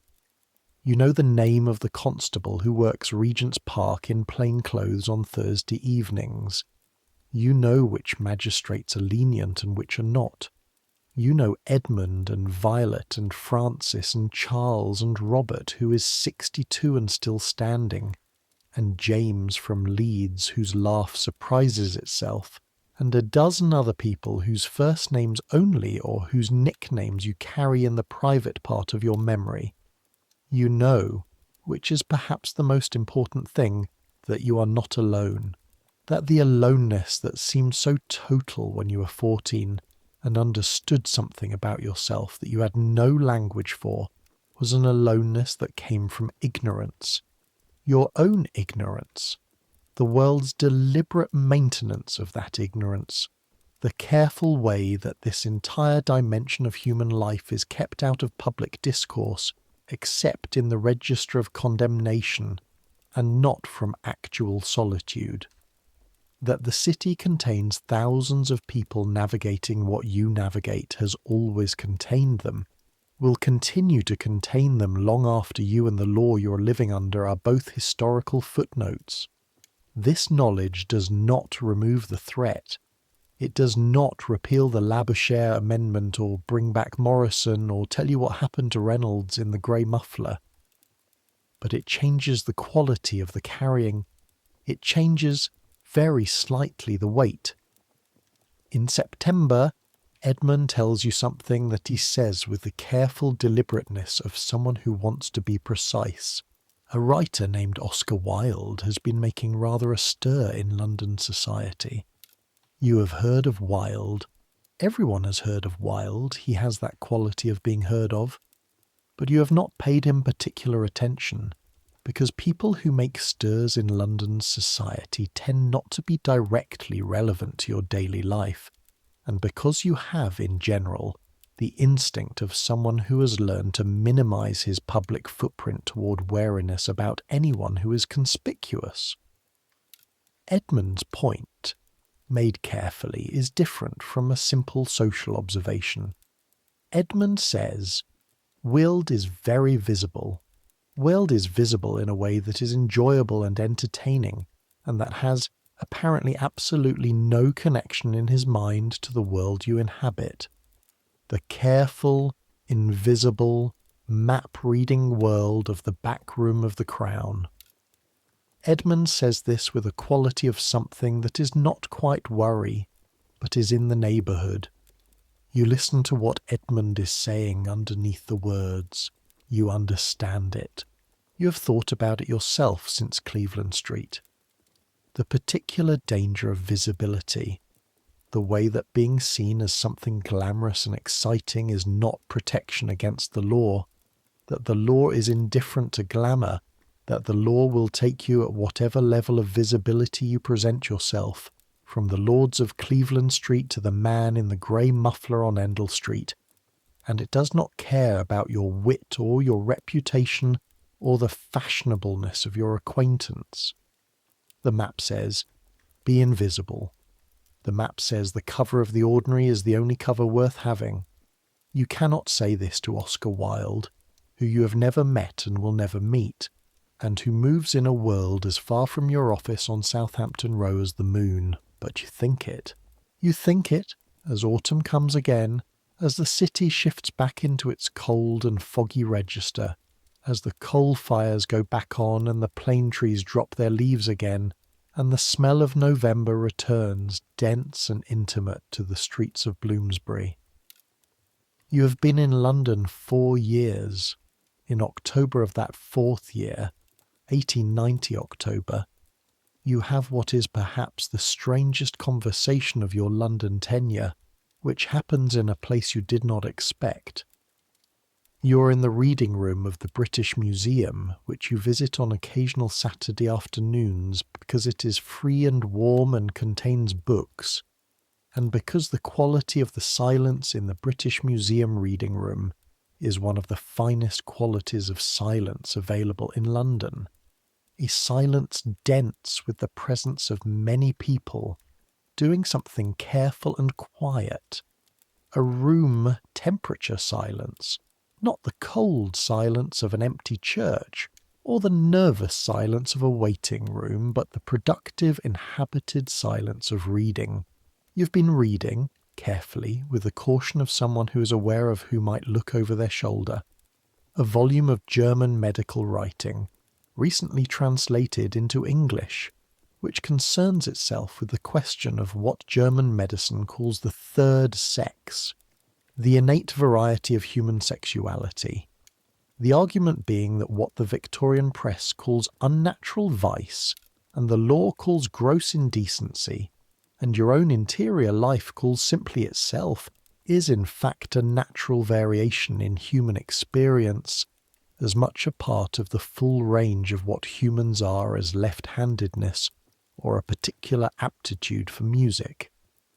You find this argument both compelling and slightly strange, in the way that the first time you see yourself described as something other than criminal or abomination in print is always slightly strange, like finding your own name in an unexpected context and needing a moment to adjust to the new frame. The man sitting to your left, you realise as you become aware of him, is reading something in French that you cannot see clearly. He is perhaps 50, with a scholar's stoop and a quality of concentrated attention. At some point he glances at what you are reading, just a glance, brief, almost involuntary, and then looks back at his own book. A moment passes. Kraft Ebing, the man says very quietly without looking up. A translation, you say, equally quiet. Not the full Psychopathia. The abridged version lacks some of the more useful case histories. You consider this. You've read the full version. In the original German some years ago, he turns a page. I am a physician. It is professionally relevant. You sit with this for a moment. The silence of the reading room continues around you, complete and productive. What do you make of his argument, you ask? That it is constitutional, innate. The physician is quiet for a moment. He appears to be actually considering the question, which is not what you expected. I think, he says carefully, that the medical profession is in the very early stages of understanding something that has always existed, and that the law has been consistently wrong about.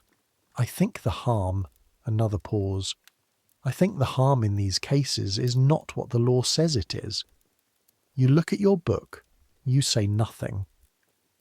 The law is an imperfect instrument, the physician says, with the quality of someone who has thought about this for a long time and has arrived at conclusions he does not often have occasion to share. Medicine is also an imperfect instrument, frankly. The advantage medicine has over law is that medicine at least acknowledges its own imperfection as a matter of principle. Law is harder to move. It moved in 1885, you say, in the wrong direction. Yes, he says simply, it did.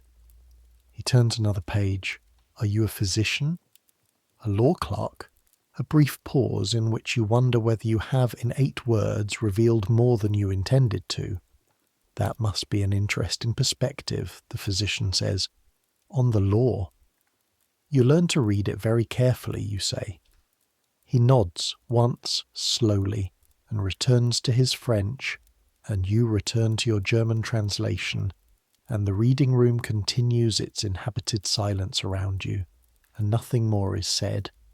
And after perhaps another 40 minutes you return the volume to the desk and collect your hat and coat and go back out into the October streets. But you think about what the physician said for a long time after.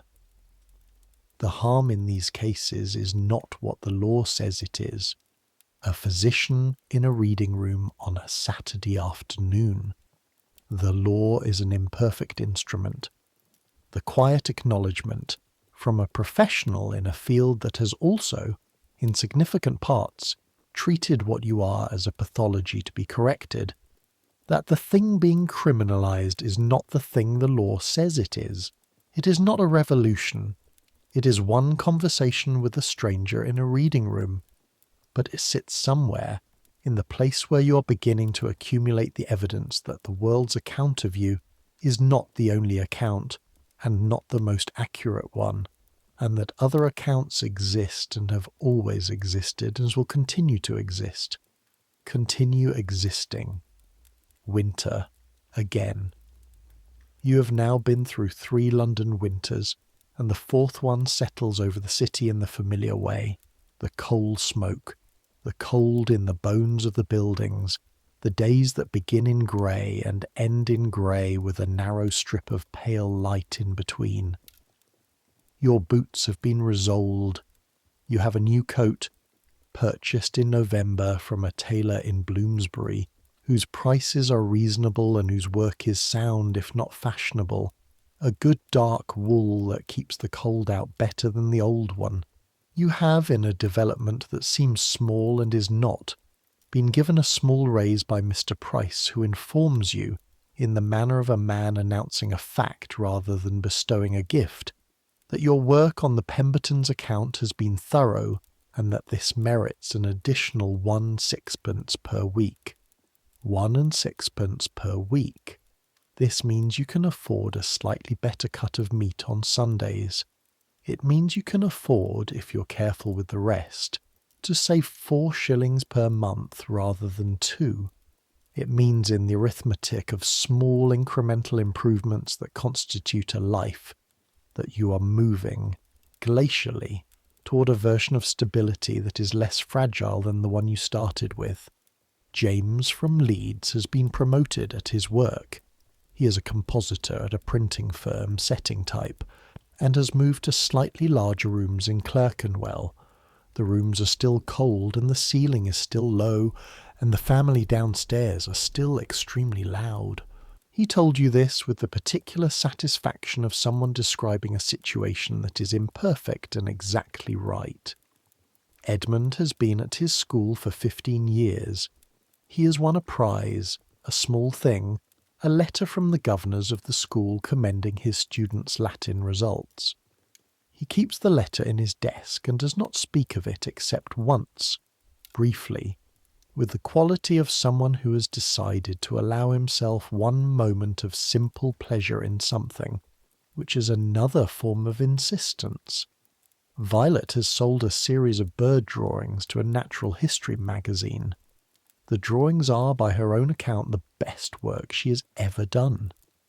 Frances saw them before they went to the printer and cried slightly, which Violet told you with the mixture of embarrassment and obvious pleasure of someone who is not used to being moved and has been moved anyway. You are accumulating these facts, these small solidnesses. You are building something, though you could not say exactly what it is. Not the life your mother wants for you, not the life the world intends, but a life, your own, in your own particular London, which overlaps with the regular London, and is not visible in the same way, and has its own map and its own language and its own accumulation of solid facts. The backroom fire, Edmund's careful rooms, Violet's ink-stained hands, Robert, who is 62 and still standing, James, whose laugh still surprises itself after 6 months. The man in the grey muffler, Reynolds, appears again in January in a pub near Covent Garden that is not the Crown. He looks thin and has a quality of recent difficulty that you recognise as someone who's been very frightened and is still recovering from the being frightened. You do not speak to him at length. You buy him a drink. He accepts it with the expression of someone who is not sure they deserve it and needs it anyway. That is all. That is a small thing. Buying a drink for a man who has been frightened. But in the economy of this particular world, small solidnesses matter. Small gestures of recognition matter. The simple acknowledgement that another person in your particular situation is present and is also trying to manage. This matters. This is how the world gets built. In here. In the invisible world. Not in grand gestures. Not in public declarations. Those are not available to you and would be in any case catastrophically dangerous, but in small accumulations of recognition and care. In the backroom fire, in the cold kettle in Edmund's kitchen, in the 2 hours of an honest conversation, spring again. Your 5th London spring, the daffodils in the Bloomsbury squares, the smell of the river changing as the season changes, the quality of light improving day by day, until by late April the evenings are long enough that you can walk home from work without the lamplighters being abroad yet. And the city has a different quality in this light, something almost expansive, something that gestures toward possibility. In May of 1891 you take a Saturday afternoon and walk, not for any purpose, not to deliver anything or meet anyone or go anywhere specific, through the city. You walk from Bloomsbury south through Holborn and down to the Embankment, and you walk west along the river, which is alive with its Saturday traffic of boats and barges and the occasional pleasure steamer, and the Thames does its very old London thing of moving under you and carrying its enormous traffic and smelling of salt and history and the specific combination of industrial river and tidal estuary that is unique to London and that you have been smelling for 5 years. And that is, by now, a smell that says home in the particular register that means not where I came from, but where I am. You think, walking, about all of it, the full weight of it, without pressing it down for once, without dividing it neatly into its manageable categories. The Labouchere Amendment, Morrison's empty desk, Reynolds and his thin face in January, the risk that is always present, always there, under the surface of the ordinary days, the fact that the world you're walking through, the Victorian Embankment with its grand new face, the buildings of the mother of all cities, the ships and the bridges, considers you a criminal, has passed a law to that specific effect, and also Edmund, Violet, Francis, James, Robert, who is 62 and still standing, Charles in his patient clarity, the physician in the reading room who said the harm is not what the law says it is, the drink bought for a man who needed it. You stand for a while on Waterloo Bridge, which has a very good view of the river in both directions, east toward the city and St. Paul's Dome, which is always there, always orienting, always rising above everything else, as if to remind you where you are, west toward Westminster and the Houses of Parliament, where the Labouchere Amendment was passed 6 years ago, and where it sits in the statute books with the patient permanence of law. The river moves under the bridge. The traffic moves on the bridge around you. A woman with 2 children pushes past. One of the children looks up at you with the frank curiosity of a young child, and then looks away. A man in a city suit strides past without slowing. A couple walks slowly, arm in arm, looking at the water.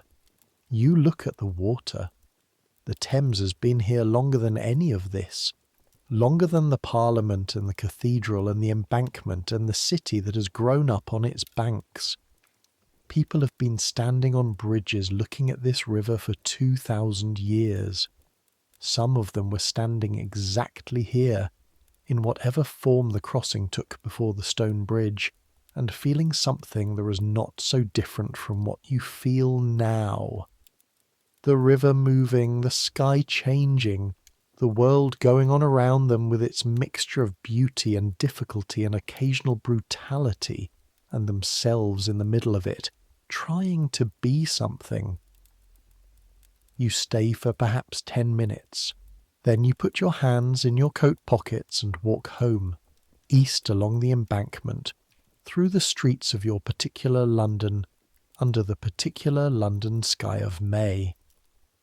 That evening there is a gathering at a house in Bloomsbury, not Edmund's, but a house that belongs to a man named Arthur, who is an artist and who has the particular gift of certain artists of making a space in which people relax into themselves. And there are perhaps 15 people there, a larger number than you are used to, and the evening has a different quality from the back room of the Crown. It is more various, more talkative, a range of ages and occupations and the particular texture of a gathering where people know each other at varying degrees of acquaintance, and the common ground is simply the shared quality of what they are. There is music at some point. A woman, a friend of Violet's whom you have not met before, a tall woman with red hair who teaches piano, plays something on the old upright that sits in the front room, and the piece she plays is not something you recognize, but it is very good, and the room goes quiet in the way rooms go quiet when something is genuinely good, and in that quiet you look around at the faces of the people listening, Edmund with his eyes closed, Charles leaning his elbows on his knees, James from Leeds with an expression of uncomplicated attention, Violet beside Francis in the window seat, their shoulders touching. You think, this room, these people, this music, this particular evening in May in London, this is real, this is also real. Both things are real simultaneously, the law and this, the threat and this, Morrison's empty desk and this, the grey muffler and this, both real, both true. The music ends, the room reopens. People begin talking again, cups refill. Someone near the window starts an argument about something that soon resolves into laughter. The evening continues. Later, walking home through the warm May night, it is genuinely warm, one of those May evenings that arrives as a promise of summer. You're aware of yourself as someone who has a life. Not the life anyone planned, or the life the law thinks you should have. Not a simple life or a safe life, or a life that doesn't require daily careful labour, but a life populated, real, yours. The church bell somewhere counts off 11 o'clock. The city is quiet in the way cities are quiet at 11 on a Sunday, which is not silent but is reduced to its essential murmur, the low continuous sound of 6 million people breathing. Your room is cold when you get in. The candle on the windowsill is down to its last inch. You pull your coat off and sit on the edge of your bed and take your boots off quietly. And the boots come off and you sit there in your stocking feet in the cold and the faint candlelight, and you think about the evening and about the music and about Violet and Francis in the window seat with their shoulders touching, and about Edmund's eyes closed, and about the river you stood over at noon with your hands in your pockets, looking east and west. You think about James from Leeds, who came to London 6 months ago with no map, nothing, standing in a wrong alley for a very long time, and who now has rooms in Clerkenwell with ceilings too low, and a family downstairs who are very loud and everything in them exactly right. The candle gutters, the wick is almost gone. You think about what you have made here, not what anyone intended for you, what you have made with your hands and your 4 years and your careful navigation of this particular London, the work that is good, the network of people who know you, the small accumulation of solid facts, the map in your head that was not there when you arrived, and that is now as much a part of you as the knowledge of Southampton Row, or the smell of the river at low tide. The candle goes out. The room is dark and cold, and the sounds of London come through the window, quiet and constant. You lie down.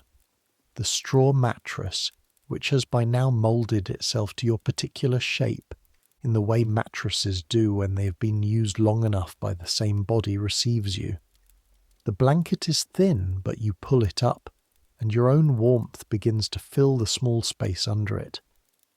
Outside, the city continues.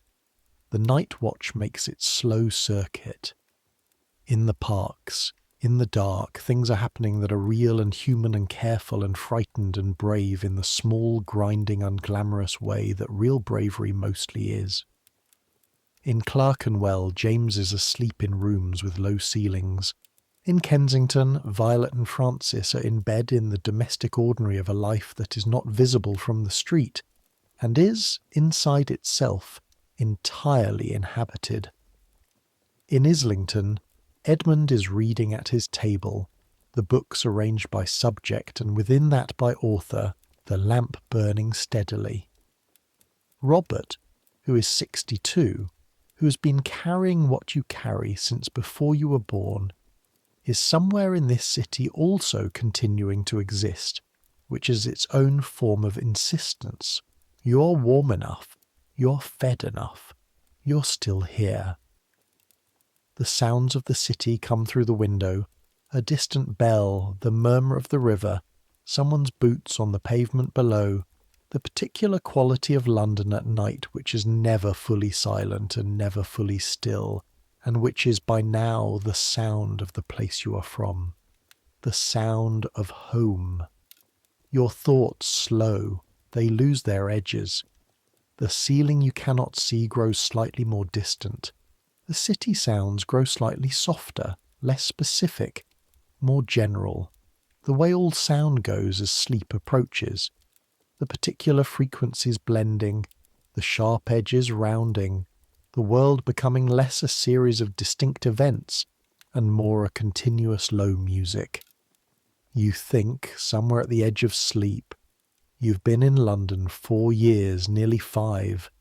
You came with 12 shillings and a secret and a letter of recommendation. You copy leases on Southampton Row. You have 1 6 more per week than you had before. You know the map. You know the city in both its visible and invisible dimensions.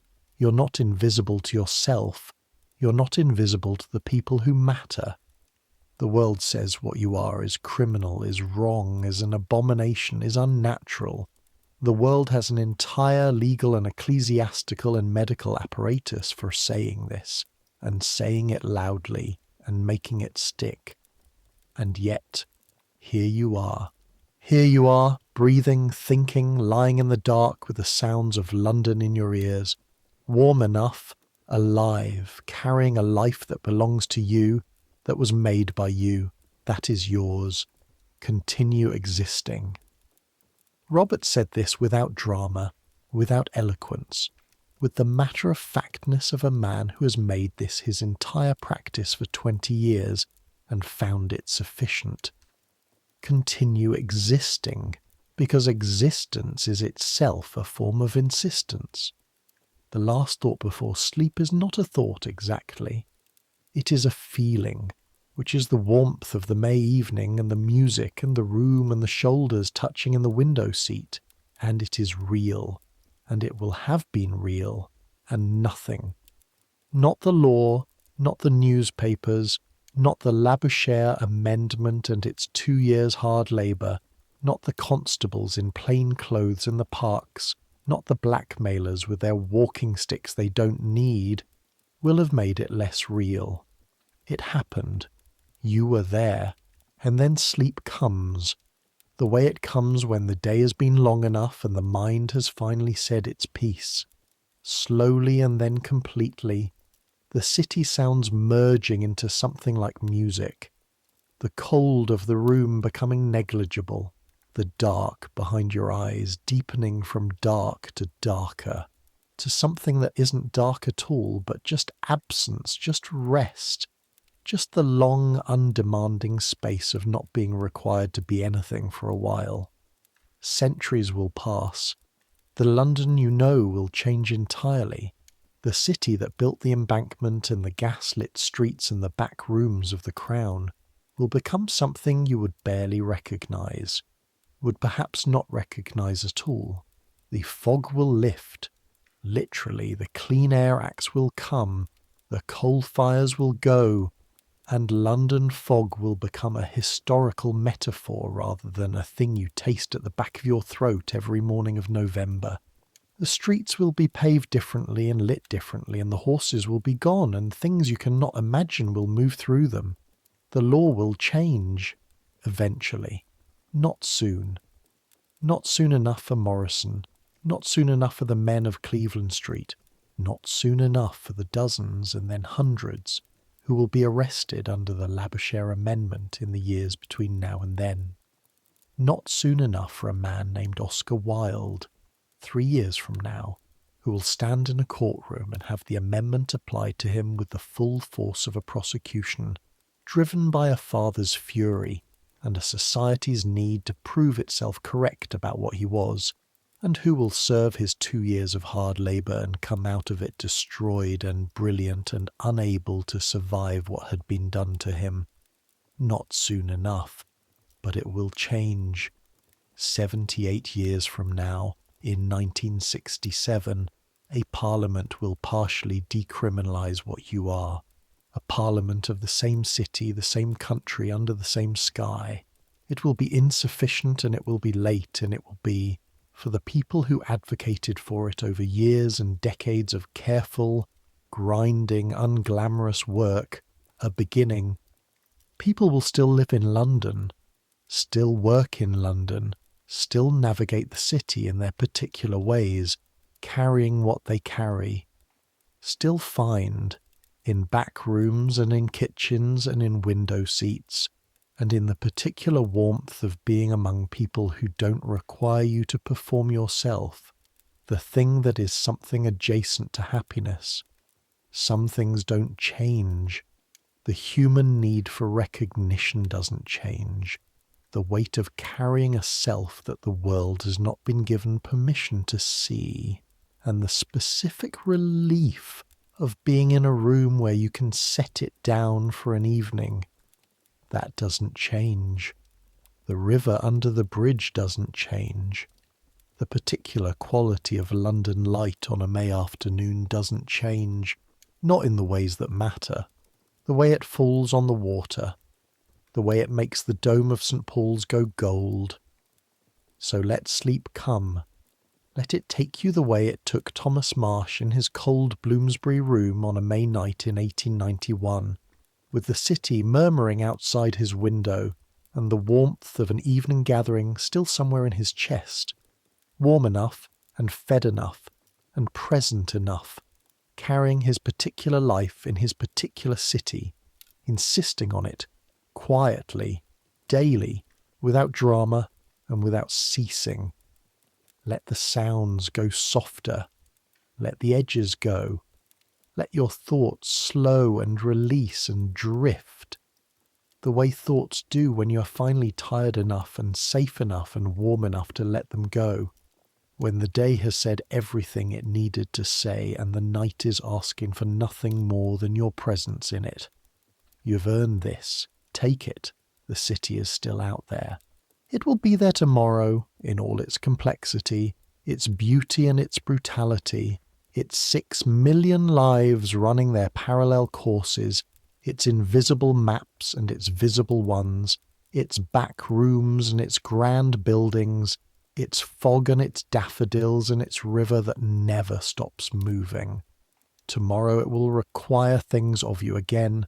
The alarm, the cold floor, the walked route to Southampton Row, the copy of documents, the careful maintenance of the surface, the navigation of everything. But that's tomorrow.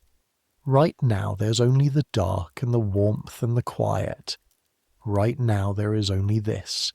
Here, still yours. Good night.